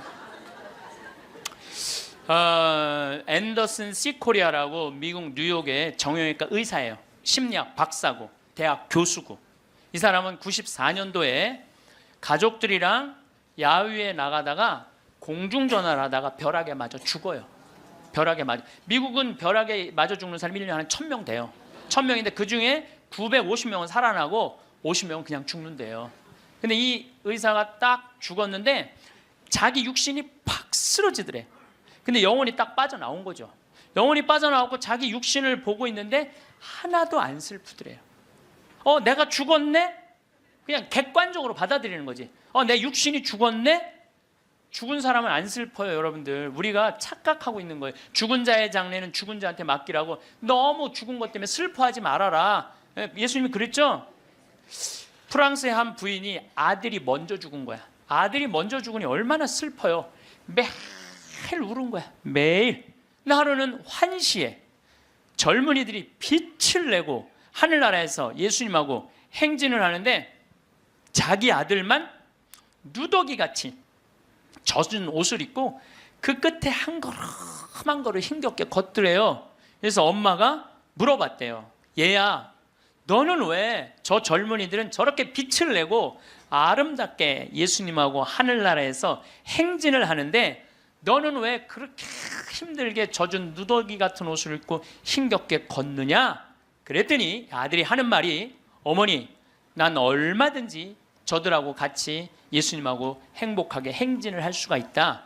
그런데 어머니의 눈물이 내 옷을 적셔서 내가 한 걸음도 나갈 수가 없다. 어머니의 눈물이. 여러분들 죽은 사람들 슬퍼한다고 그 사람들을 위로하는 게 아니에요. 그 여러분들의 눈물이 죽은 사람들을 붙잡을 수가 있는 거예요. 여러분들 이번에 세월호에서 죽은 아이들 천국 갔을 것 같아요? 안 갔을 것 같아요? 갔어요. 얘네들 다 천국 갔어. 왜? 아니 고등학교 2학년이 죄를 지면 얼마나 짓겠어요? 그렇지 않겠어요? 대한민국의 또 고등학교 2학년 애들은요 죄질 시간도 없어요. 학원 다니느냐고 죄질 시간이 어디 있어. 여러분 한번 생각을 해보세요. 여러분들 고등학교 2학년 때 지은 죄랑 요즘 나이 먹어갖고 지은 죄랑 한번 비교 한번 해보세요. 그럼 여러분들도 고등학교 2학년 때 죽었으면 천국 갔을 것 같아요? 안 갔을 것 같아요? 여러분들 다 갔어요. 요즘 죽으면 어때요? 요즘 죽으면 진감인가 하죠. 갈지 안 갈지. 어쨌거나 이거는 확실해. 여러분들도 고등학교 2학년 때 죽었으면 천국 갔어요. 분명히. 그러니까 얘네들 다 천국 갔어요. 그러면은 얘네들 떠난 지가 200일이 넘어요. 오늘 아마 207, 8일 정도 될 거예요. 그러면요 100일 탈상도 해요. 100일이면 다 떠나보내요. 그럼 이 배가 침몰됐을 때 나는 그렇게 생각해. 이 선주, 이 배 주주, 이 세월호의 주인은요 자기가 애들 배 가라앉았을 때 쫓아갔어야 돼요. 쫓아가갖고 자기가 책임자면 수습을 해야 돼요. 수습을 하고 최고 좋은 잠수사들 돼서 애들 건질 수 있을 때까지 최대한 빨리 건졌어야 돼.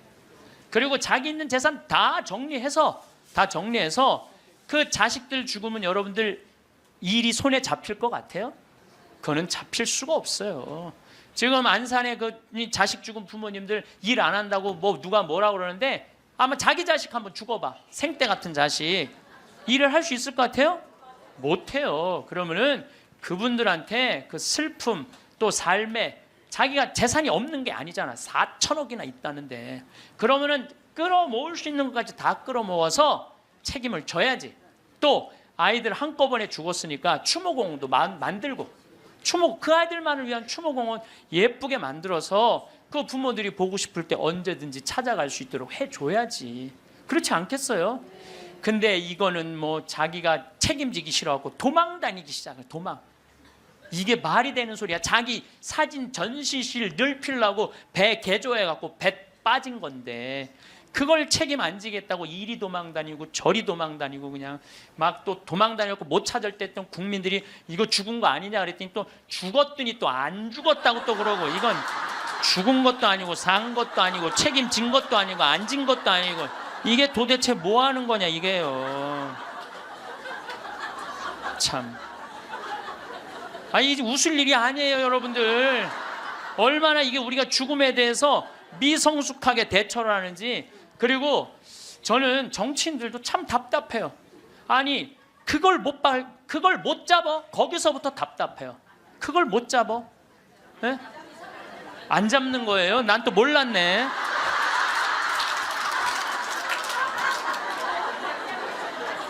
아니 애들한테 한을 심어주지 말으려면 부모한테 한을 심어주지 말으려면 빨리 밝혀야지. 책임질 사람 다 책임지고 200일이 지나서 겨우 협상법 타결했다고 그러고 100일이면 탈상을 한다는데 참 너무너무 저는 가슴이 너무 아파요. 내 동창 신부가 안산으로 발령을 받아갔어요. 근데 이번에 발령을 받아갔는데 그 본당에 가봤더니 그 식복사 자매님이 최초로 신고한 아이 엄마래. 식복사 자매님이. 근데 그분은 지역장도 하고 남편은 재분과장도 하고 성당활동 열심히 했던 집이에요. 근데 그 자매가 아들이 죽고 난 다음에 사제관 식복사를 시작을 했대요. 네, 너무너무 열심히 살더래요. 그래서 본당신부 내 동창신부가 물어봤대요. 자매님은 왜 남들은 저렇게 슬프게 저렇게 있는데 여기서 이렇게 기쁘게 사제관 일을 하느냐고. 그랬더니 이 자매님이 기가 막힌 말을 하더래요. 나는 내 반쪽이 하늘나라에 있기 때문에 그 반쪽을 위해서 기쁘게 살아야 된다고. 왜냐하면 나는 지금 이 세월호에서 304명이 세상을 떠났어요. 우리 학생들이 249명, 어른들이 55명이 세상을 떠났어요. 나는 이 단원고등학교 얘네들 지금 천국 접수했다고 믿어요. 천국 얘네들이 접수했어. 천국을. 지금 아마 얘네들이 싹 천국 접수했을 거야. 분명히. 그러면은요 우리가 이 아이들 하늘나라 혹시 못 갔다면 우리 열심히 기도해서 하늘나라 갈 수 있도록 기도해 줘야 돼요. 그리고 산 사람들은 그 아이들을 위해서 기쁘게 살고 반성할 거 반성하고. 근데 우리는 이것도 아니고 저것도 아닌 거예요. 그리고 부모님들 이 안산에서 하느님한테 맡겨야 돼요. 하느님의 자비에 아이들을 맡겨야 돼요.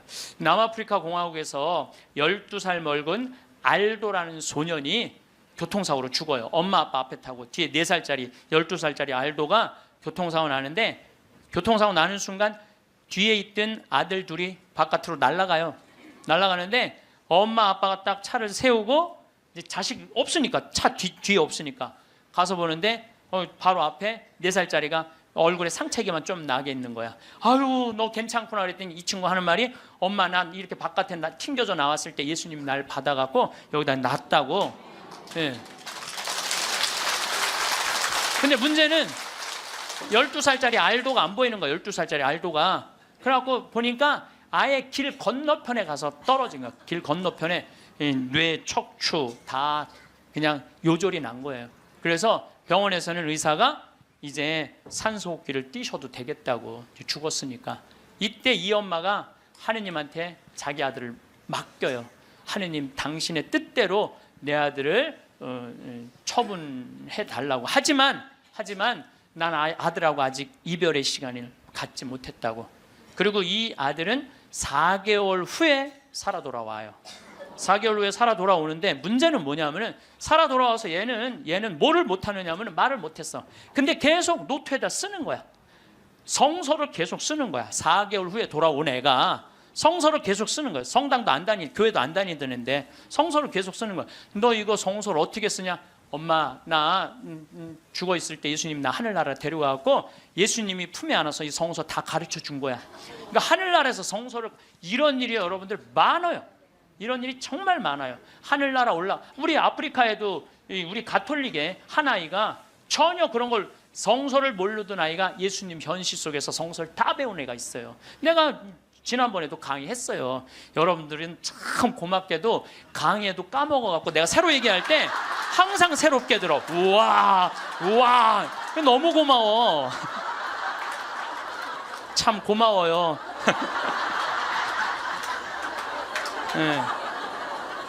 네, 지난번 강의 때도 내가 얘기했거든요. 아프리카에 언어도 이 아이는 예수님이 다 가르쳐줘서 언어도 다른 나라 언어 다 했다고 내가 얘기를 했어요.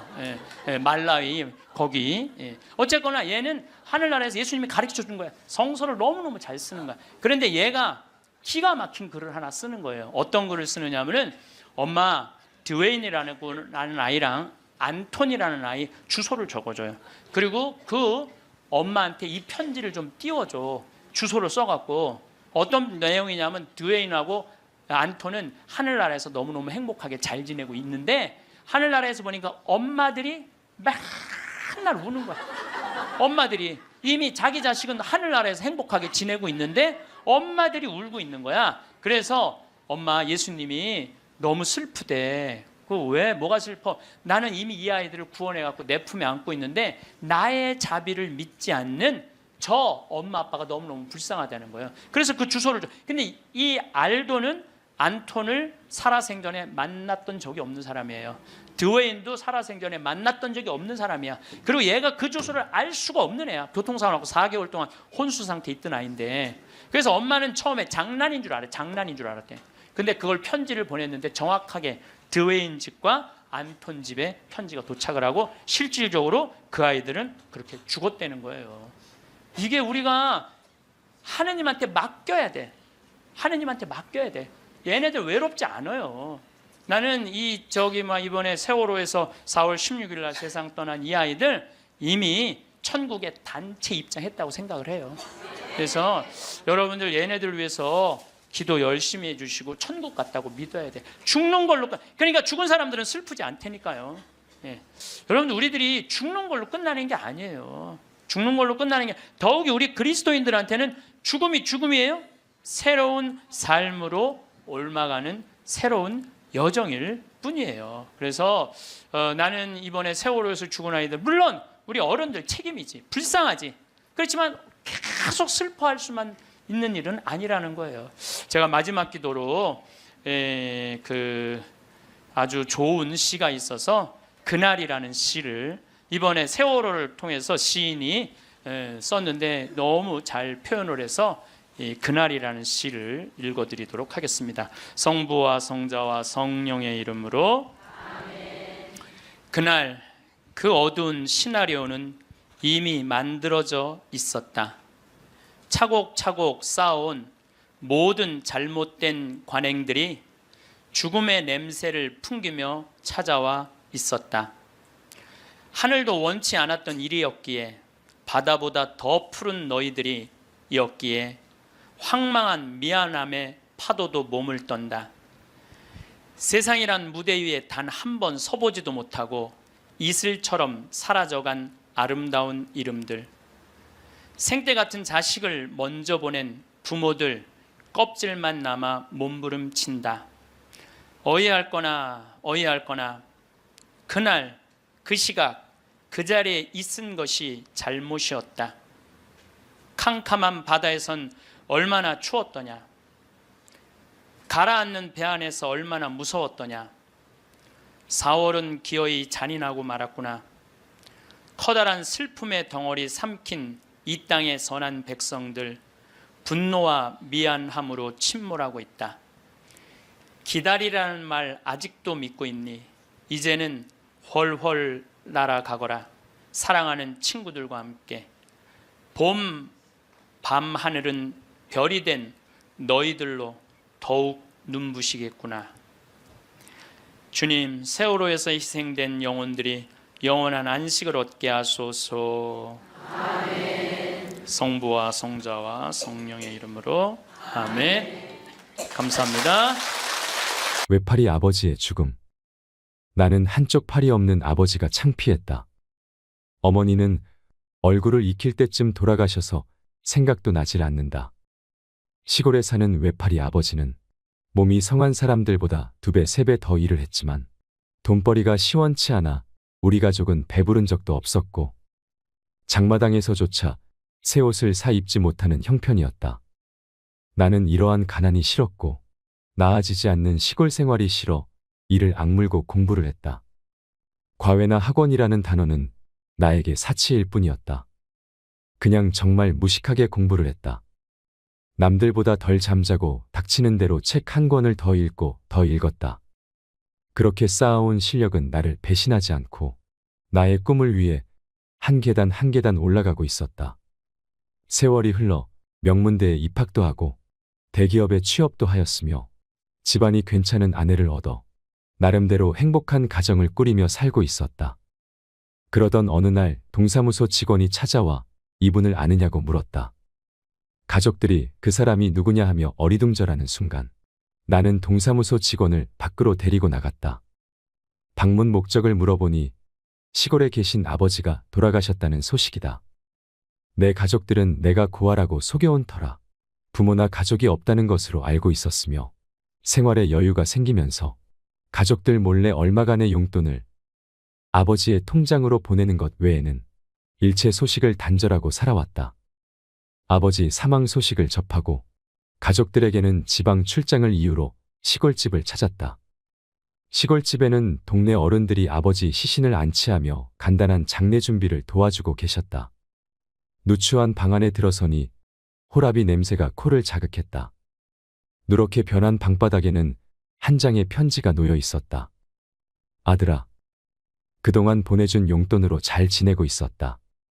연락처도 없고 소식도 없었지만 너를 원망하지는 않았단다. 내가 외파리가 된 것은 내가 어릴 적에 뒷산에서 불발탄을 가지고 놀던 너를 발견하고 내 몸에서 불발탄을 빼앗아 던져버리는 과정에서 나의 한쪽 팔이 날아가는 사고를 당했던 것이란다. 이제 나도 나이가 들어 몸이 쇠약해져 가고 있구나. 너에게 따뜻한 밥 한 끼 배불리 먹이지도 못하고 명절 때 새 옷을 입히지도 못한 게 너무나도 한스럽구나. 미안하고 사랑한다, 아들아. 나는 아버지의 짧은 편지를 읽어내리면서 닭똥 같은 눈물을 하염없이 흘렸다. 외팔이 아버지를 어머니 산소 옆에 모시고 서울로 향하는 내내 가슴이 먹먹하고 한탄스럽고 죄스러움에 고개를 들지 못했다. 내 고향은 6.25 전쟁 당시 38선이 있던 곳으로 휴전을 앞두고 한 치의 땅이라도 차지하려고 아군과 적군이 치열한 공방전을 펼쳐진 전방 지역이라 불발탄이 많았던 지역이다. 아버지는 왜 나에게 말해주지 않으셨을까? 왜 돌아가시기 직전에서야 이토록 작은 종이 쪼가리에 당신의 아픔을 써내려 가셨던 걸까? 이것이 아버지의 사랑인 걸까? 너무 늦게서야 깨달은 불효자식은 옵니다. 아버지, 다음 생에 꼭 다시 만나요.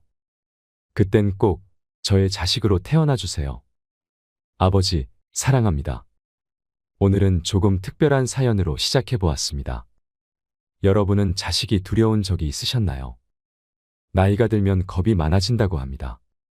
어릴 때는 무엇이든 자신감 넘치고 어떤 것도 잘 해낼 수 있을 것 같았는데 무심한 세월은 흐르고 흘러 초라하게 변해버린 내 모습을 보니 한없이 자감한집니다.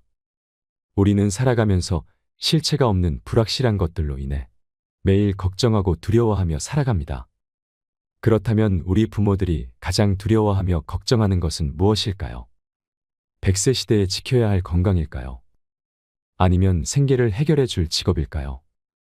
누구도 책임져 주지 않을 노후일 수도 있을 것이고 부모도 대신 살아줄 수 없는 자녀의 미래일 수도 있을 것입니다.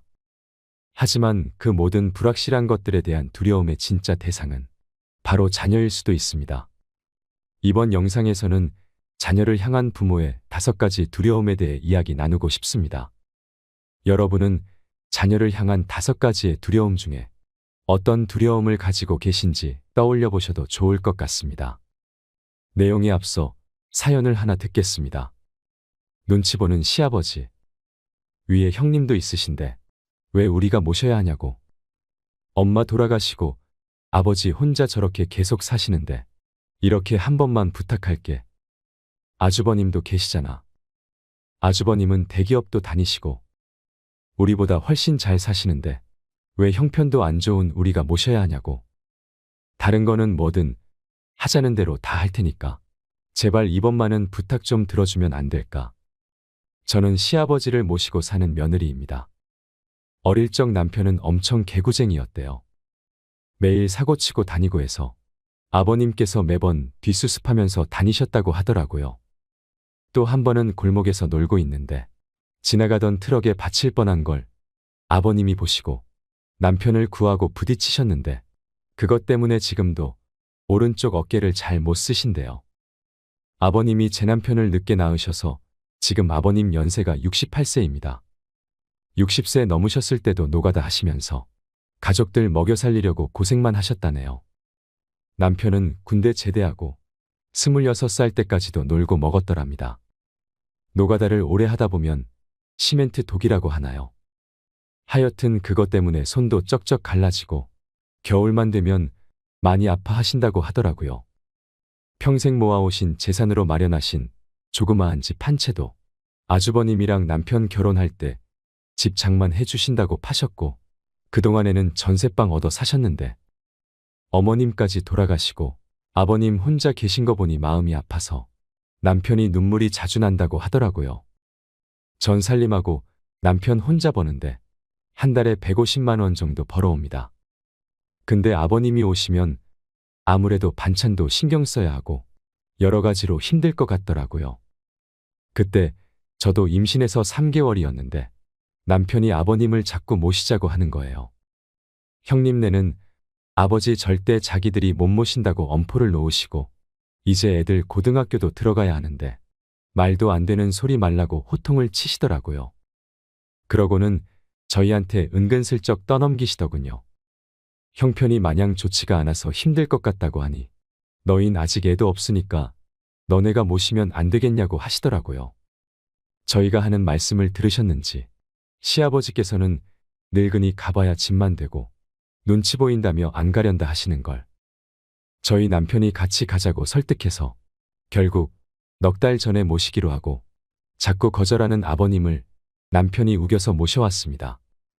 모셔온 첫날부터 여러모로 정말 신경이 쓰이더라고요. 우리 아버님 매번 반찬 신경 써서 정성껏 차려드리면 그걸 드시면서도 엄청 미안해 하셨습니다. 가끔씩 고기 반찬이나 맛있는 거 해드리면 안 잡수시고 두셨다가 남편 오면 먹이더라고요.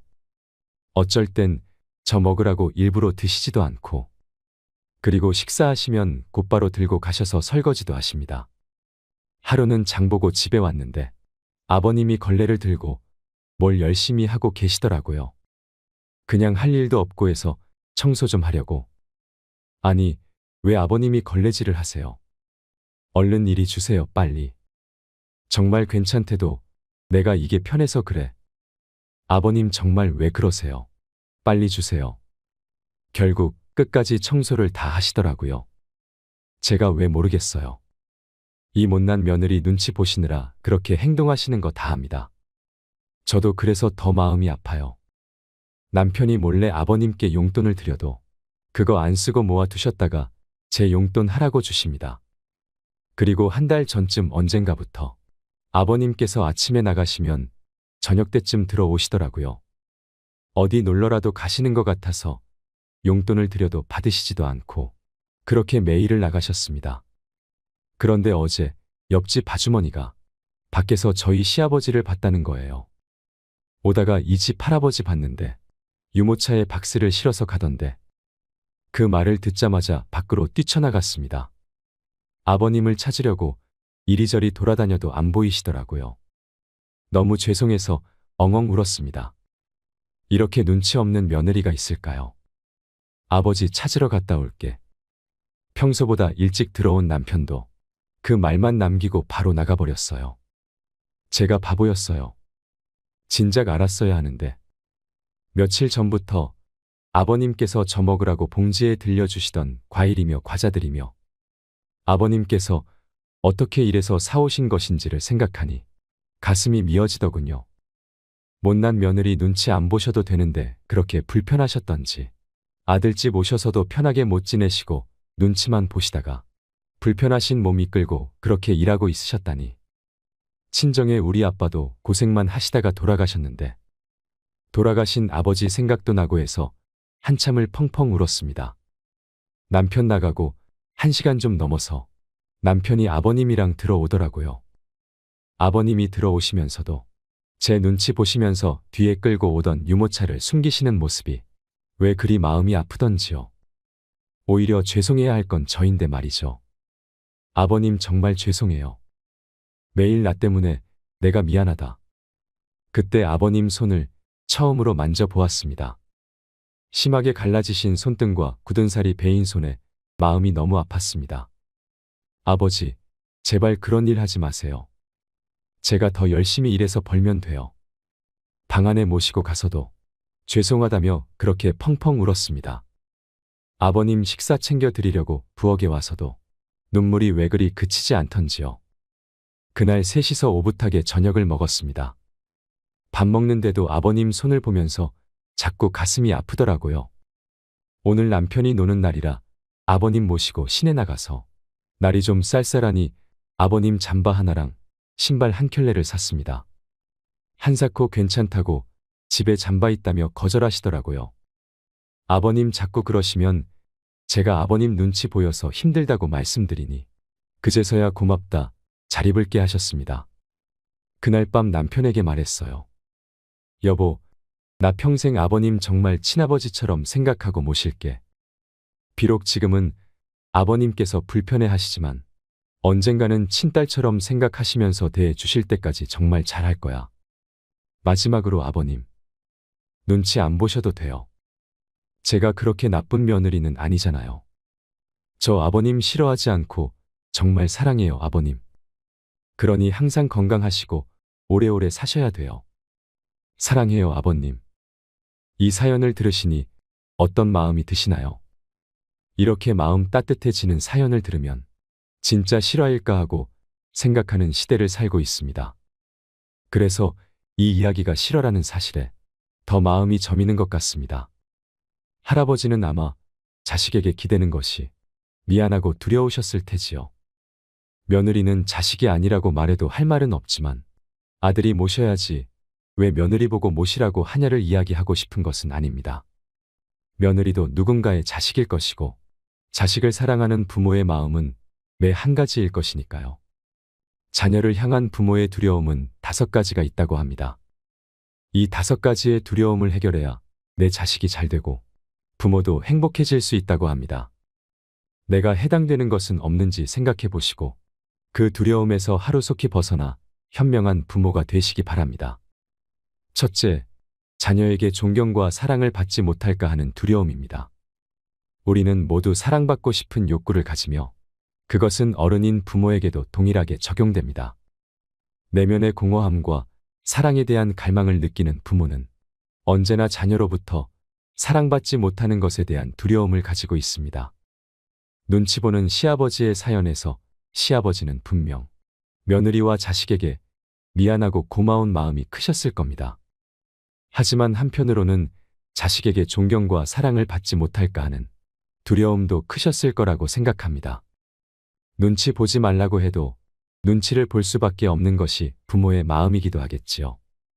특히 가부장적인 시대를 살아오신 분들의 경우에는 부모로서의 권위를 잃은 상태에서는 자식에게 사랑과 존경을 받을 수 없을 거라고 생각하시는 분들도 많습니다. 하지만 서로를 존중하는 관계로 만드는 것은 권위도 재산도 아닙니다. 자식을 위하고 사랑하는 마음입니다. 이러한 부모에게서 자란 자식들은 사랑을 베풀 줄 아는 사람으로 자라나게 되겠지요. 그렇게 키워준 감사함으로 사랑과 존경을 받는 것입니다. 둘째, 자녀와의 갈등으로 자녀와 멀어질 것에 대한 두려움입니다. 자녀를 훈계하고 교육할 때 부모와 자녀 사이의 갈등은 당연히 있지만 자녀가 잘못했을 때 바르게 교육하지 못하고 끌려다니는 것은 자녀가 불효자로 성장하도록 부모가 완벽한 일조를 하는 것입니다. 필요 이상으로 자녀의 요구를 들어주고 버릇없게 행동하는데도 참아주는 등 갈등에 대한 두려움을 가진 부모는 자녀의 인생을 성장시키는 선택이 아닌 늘 갈등을 피하는 선택을 하게 되고 이러한 교육 방식은 자녀를 무능하고 연약하게 만듭니다. 또한 자식과 멀어지는 것이 두려워서 오냐오냐 키우게 되면 자식은 독불장군으로 자라날 수도 있습니다. 내가 하는 말이 다 맞고 내가 최고다 하는 것이지요. 특히 자녀와의 갈등이 두려워서 자녀가 바라는 만큼 뒷바라지를 하는 노인들은 비참한 노후를 맞기 쉽습니다. 내 노후 자금까지 탈탈 털어 자식에게 내어주는 것입니다. 그러고는 내가 이 정도 했으니 내 자식이 내 노후를 책임져 주겠지 하고 생각합니다. 하지만 이것은 정말 어리석은 생각입니다. 이제는 부모도 자식도 각자도생 시대입니다. 매정하게 선을 그으라는 것이 아닙니다. 자식이 독립적으로 잘 살아가게 하려면 부모에게 의존하게 해서는 안 됩니다. 부모도 자식도 모두 정신적 독립, 육체적 독립, 경제적 독립을 이루어야 합니다. 셋째, 자녀에 대한 통제력 상실에 대한 두려움입니다. 이러한 두려움을 가진 부모는 자녀가 실수를 통해 성장할 수 있는 격려와 조언을 하기보다 자녀의 실수를 지적하고 잔소리하면서 자신의 강력한 통제력을 발휘하면 자녀가 더 성장할 것이라 착각합니다. 자녀에 대해서 자신이 가장 잘 안다고 생각하고 자녀의 결정과 활동을 통제하는 멍해를 치고 부모 자신의 삶을 지치게 만듭니다. 이런 부모의 밑에서 자란 자녀는 부모에 대한 불신을 가지게 되고 부모가 하고 있는 것에 대해 이해 없이 맹목적으로 따르다가 어느 순간에 자신이 받았던 강력한 통제력을 부모에게 그대로 쏟아냅니다. 특히나 어렸을 때 폭력적인 가정에서 자란 아이가 자라서 자신을 때렸던 부모에게 똑같이 학대를 하는 경우도 많습니다. 억눌렸던 울분과 분노가 표출되는 것입니다. 자녀를 통제 속에서 키우면 부모도 자식도 불행해집니다. 넷째, 내 자녀가 뒤처질까 하는 두려움입니다. 이런 부모는 자녀에게 공부면 공부, 운동이면 운동, 뭐든지 앞서가는 완벽주의를 추구하고 그 기준에 도달하지 못할 때 우리 애는 잘하는 게 하나도 없다라고 생각하며 두려워합니다. 그러한 두려움은 자녀에게 고스란히 전달되어 자녀의 자존감을 떨어뜨리고 자기 자신을 사랑하지 못하는 아이로 성장시킵니다. 이러한 교육 방식은 자녀에게 수치심을 주고 부모를 기쁘게 해야 사랑받을 수 있다는 강박감을 무의식 중에 갖게 하여 자존감을 완전히 잃어버린 비참한 자녀로 자라게 만듭니다. 부모는 자신의 목표와 꿈을 자식에게 투영하면 안 됩니다. 자식이 원하는 삶을 살아갈 수 있도록 하는 것이 부모의 역할이지, 내가 원하는 삶을 자식에게 강요하는 것이 부모의 역할은 아니라는 것입니다. 내 자녀가 남보다 뒤처지면 어떻습니까? 자녀가 행복하면 그것으로 될 일입니다. 내 행복이 자녀의 행복이 되는 것은 아닙니다. 다섯째, 부모의 품 안에서 자녀를 분리하지 못하는 두려움입니다. 부모는 자녀가 좌충우돌 성장하면서 자연스럽게 부모로부터 분리되는 과정이 필요한데도 자녀가 잘못될까봐, 부모에게서 멀어질까봐 자신의 삶에서 분리시키는 것을 두려워하며 오히려 그것을 사랑이라 착각합니다. 이토록 자녀가 컸는데도 탯줄을 잘라내지 못하고 과잉보호하는 부모 아래서 자란 자녀는 자주성을 발휘하는 것에 대해 창피함이나 두려움을 느껴 소심하고 수동적인 아이로 성장합니다. 그래서 자신의 목소리를 내야 할 때, 리더십을 발휘해야 할 때 오히려 좌절을 하게 됩니다. 그렇다면 부모의 이러한 두려움은 어디서부터 시작되는 것일까요? 우리는 모두 어린 시절을 지나오며 부모로부터 받은 교육으로 인해 인생의 감성적 청사진이 형성됩니다. 이것은 나도 모르게 내가 받은 교육 방식대로 내 자식을 교육하게 합니다.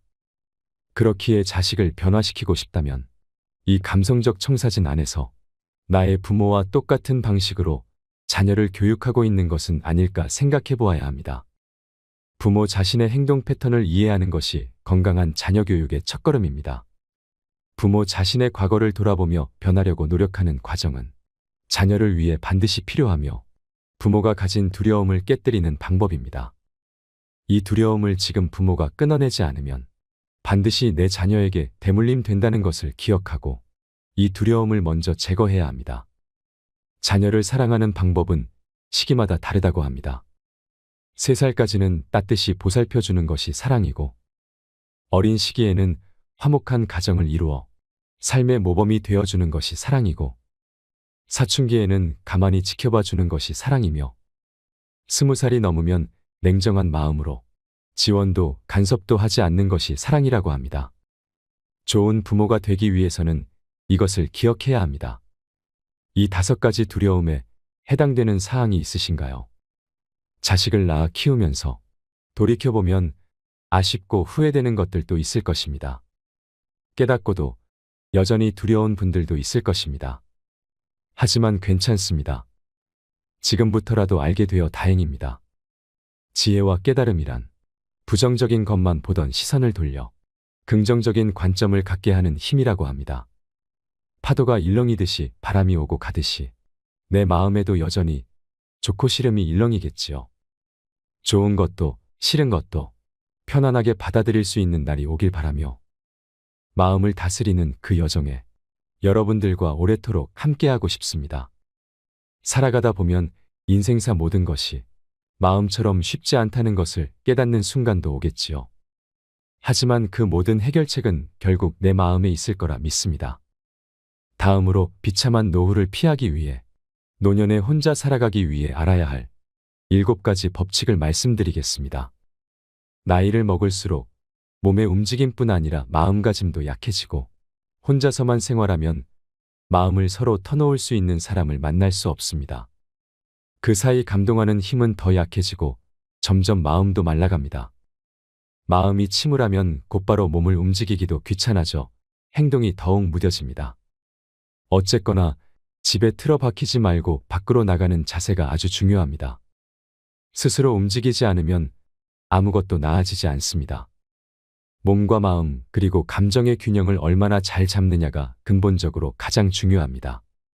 첫째, 잃어버린 것을 세지 말고 가진 것에 감사하라. 나이가 들면 확실히 급격하게 체력이 약해집니다.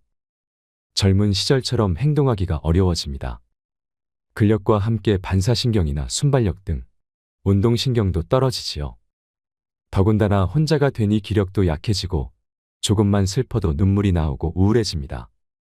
그러자 주변 사람들이 여러모로 신경을 써줍니다. 이게 습관이 되면 무의식 중에 누군가에게 기대고 싶은 마음이 들게 됩니다. 그래서 나이가 들수록 내가 할 수 있는 일은 가능한 내가 하겠다는 마음, 자립의 마음을 강하게 지니는 게 중요합니다. 구체적인 지침으로는 다음이 있습니다. 자기 주변을 정돈하고 집안일을 잘 처리해 집안을 깔끔하게 유지한다. 가능한 요청받은 일에 적극적으로 참여하고 세상과의 접점을 풍부하게 하여 사회와의 관계를 지속한다. 건강하게 일할 수 있는 한 일을 해서 생활비를 확보해 경제적으로 자립한다. 자신의 인생을 살아가는 지혜를 찾고 사후 준비를 스스로 해나간다. 자립을 하려면 먼저 자신의 심신 상태를 객관적으로 파악하고 체력이 전과 다르다는 사실 등을 명확하게 자각해야 합니다. 무슨 일을 해도 무리하지 않는 선에서 하고 억지로 무리해서 일을 벌이다가 몸이 상하는 일은 없어야 합니다. 둘째, 내가 만난 사람들이 곧 나의 인생임을 기억하라. 일적인 면에서든 마음 관리 면에서든 건강 면에서든 다양한 생활의 단면에서 저마다 열심히 버팀목이 되어주고자 하는 분들이 있습니다. 그렇게 힘이 되는 사람들과 노후의 인생을 함께 해야 합니다. 사람은 끼리끼리라는 말이 있지요. 내가 먼저 좋은 사람이 되면 좋은 사람들이 모여들게 될 것입니다. 셋째, 죽을 때까지 계속 배우면서 재미있게 살아라. 체력이 마음을 따라오진 못하지만 그래도 인생의 마지막 순간에 마음 풍성한 시간을 보내려면 음악이나 책이 매우 중요합니다. 그리고 무엇보다 자기 주변에 분명히 있을 허심탄회하게 마음을 터놓을 수 있는 사람을 찾는 게 중요하다고 생각합니다. 독서는 마음을 풍성하게 할 수 있는 방법입니다. 책을 통해 수중에 넣은 지식을 진짜 내 것으로 만들기 위해서라도 누군가에게 이야기를 해 깊이를 더하는 게 중요합니다. 그러려면 집에 틀어박혀 그저 책만 읽을 게 아니라 마음을 터놓을 수 있는 친구와 다양한 이야기를 나누며 서로 배울 수 있어야 한다고 생각합니다. 노후에 좋은 친구는 참 소중한 자산입니다. 넷째, 은퇴 후 시작되는 인생의 황금기를 누려라. 젊을 때는 나무를 보느라 숲을 보지 않았는지도 모릅니다. 숲은 생각지 않고 한 그루라도 더 크고 튼튼한 멋진 나무를 키우면 된다고 여겼던 듯 싶습니다. 그러나 지금은 나무를 보지 않고 숲을 볼 수 있게 된 것 같습니다. 이처럼 나이가 들어 현역을 은퇴해도 그 나름대로 사회에 도움이 되는 길은 여전히 있습니다. 나이가 들고 시간이 있으면 봉사를 하며 사는 것도 좋습니다. 베풀면서 얻는 기쁨이 노년의 삶의 활력을 불어넣어 줄 것입니다. 다섯 번째, 멋지게 나이 들고 싶다면 설렘을 포기하지 마라. 확실히 현재의 노인은 건강합니다. 수명이 늘어났다는 것은 각 시기가 늘어난 것이 아니라 인생이 50년이던 시대에는 경험할 수 없었던 시간을 지금은 보낼 수 있게 됐다는 말이 아닐까요? 나이 드는 것을 우울하게만 생각하면 비참하게 늙은 인생만이 내 눈앞에 펼쳐질 뿐입니다. 노화에 거역하려 몸부림치는 분들이 있지만 자연스러운 나이듦을 이해하고 노화와 함께 걸어가는 것도 참 지혜라고 생각합니다. 작업 속도가 느려졌지만 그만큼 시간을 들이면 그만이고 또한 현역에서 은퇴했으니 시간적 여유는 충분하다는 이점도 있을 것입니다. 내 인생을 어떻게 바라보느냐에 따라 인생의 방향도 결정됩니다. 노화를 적으로 돌리지 않고 벗으로 삼아 자신의 인생이 가치 있도록 정해진 시간 안에서 노력해 나가는 것이 의미 있을 것입니다. 그저 외관의 젊음만 붙잡지 말고 세월의 온갖 풍파를 거친 노련함으로 내면의 풍요로움을 쌓아나갈 수 있으시길 바랍니다. 노화를 적으로 돌리지 않고 벗으로 삼아 자신의 인생의 가치를 높여보세요. 여섯 번째, 언제 닥칠지 모를 긴급 상황에 대비하라. 나이 들어 혼자 생활하면 몇 가지 큰 걱정거리가 있습니다. 하나는 불단속이고 또 다른 하나는 병과 부상입니다. 또 내가 외출해 있는 동안에는 집에 아무도 없으니 택배나 서류 등을 받는 것도 의외로 신경이 쓰이게 됩니다. 어떤 의미에서는 다양한 긴급 상황을 예상해서 준비해 두는 자세가 중요합니다. 결국 인생의 마지막까지 아무에게도 신세를 지지 않을 수는 없는 것입니다. 우리 주변에는 내가 죽고 나면 장례를 치러줄 사람이 없는 분들도 계십니다. 도움이 필요하면 혼자 끙끙 앓지 말고 주위에 도움을 요청해 보세요. 분명 해결책이 있을 것입니다. 또한 그런 일이 일어나기를 바라는 건 아니지만 병이나 부상 때문에 긴급 상황이 발생할 가능성을 판단하고 늘 대비해 두는 것도 필요합니다. 언제나 준비를 소홀히 하지 말라는 인생에서 가장 중요한 교훈을 기억하세요. 7번째, 남은 인생은 덤이라 생각하고 마음껏 즐겨라. 확실히 오래 사는 건 좋은 일일지도 모릅니다. 남은 인생은 어떤 의미에서 덤이니 언제 데리러 와도 상관없도록 마음의 준비를 해둬야 한다고 생각합니다. 그저 자연의 흐름에 맡기고 내일 아침 무사히 눈이 떠지면 새로운 하루를 선물 받았다는 생각으로 감사해하며 하루를 보내는 것이 좋을지도 모릅니다. 이제 그만 이승을 떠나볼까? 잘들 있게나. 이런 말을 뱉으며 떠나갈 수 있도록 나에게 맞는 삶의 방식을 찾아보세요. 내일 일어나지 못해도 충분히 괜찮은 인생이었다고 생각할 수 있게 하루를 살고 매일 밤 잠들기 전에 침대에 들어가는 자세가 중요하다고 봅니다. 여러분, 누죽걸산이라는 말이 있습니다. 누우면 죽고 서면 산다는 말입니다. 나이가 들면 뭐니 해도 건강 관리가 제일 중요합니다. 먹고 마시고 놀면서 꾸준히 운동하세요. 노년에 비참해지지 않으려면 꼭 필요한 7가지 법칙. 첫째, 잃어버린 것을 쎄지 말고 가진 것에 감사하라. 둘째, 내가 만난 사람들이 곧 나의 인생임을 기억하라. 셋째, 죽을 때까지 계속 배우면서 재미있게 살아라. 넷째, 은퇴 후 시작되는 인생의 황금기를 누려라. 5번째, 멋지게 나이 들고 싶다면 설렘을 포기하지 마라. 6번째, 언제 닥칠지 모를 긴급 상황에 대비하라. 7번째, 남은 인생은 덤이라 생각하고 마음껏 즐겨라. 노후에 혼자가 되어도 잘 살 수 있는 사람이 되세요. 예전에 우연히 TV를 보다가 라디오스타에서 어떤 배우가 시를 읊조렸는데 그 글귀에 감명을 받아 찾아보았던 어머니에 관한 시가 있습니다. 내 뒤통수를 퉁하고 맞는 것 같은 기분이 들기도 하였고 정말 무언가 말로 표현하지 못했던 이야기를 그 짧은 시 안에서 누구나 이해하고 심금을 울리는 글귀로 표현했다는 것에 큰 감명을 받았습니다. 마지막으로 제 마음을 울렸던 어머니에 관한 시를 함께 나누고 싶습니다. 어머니는 그래도 되는 줄 알았습니다. 어머니는 그래도 되는 줄 알았습니다.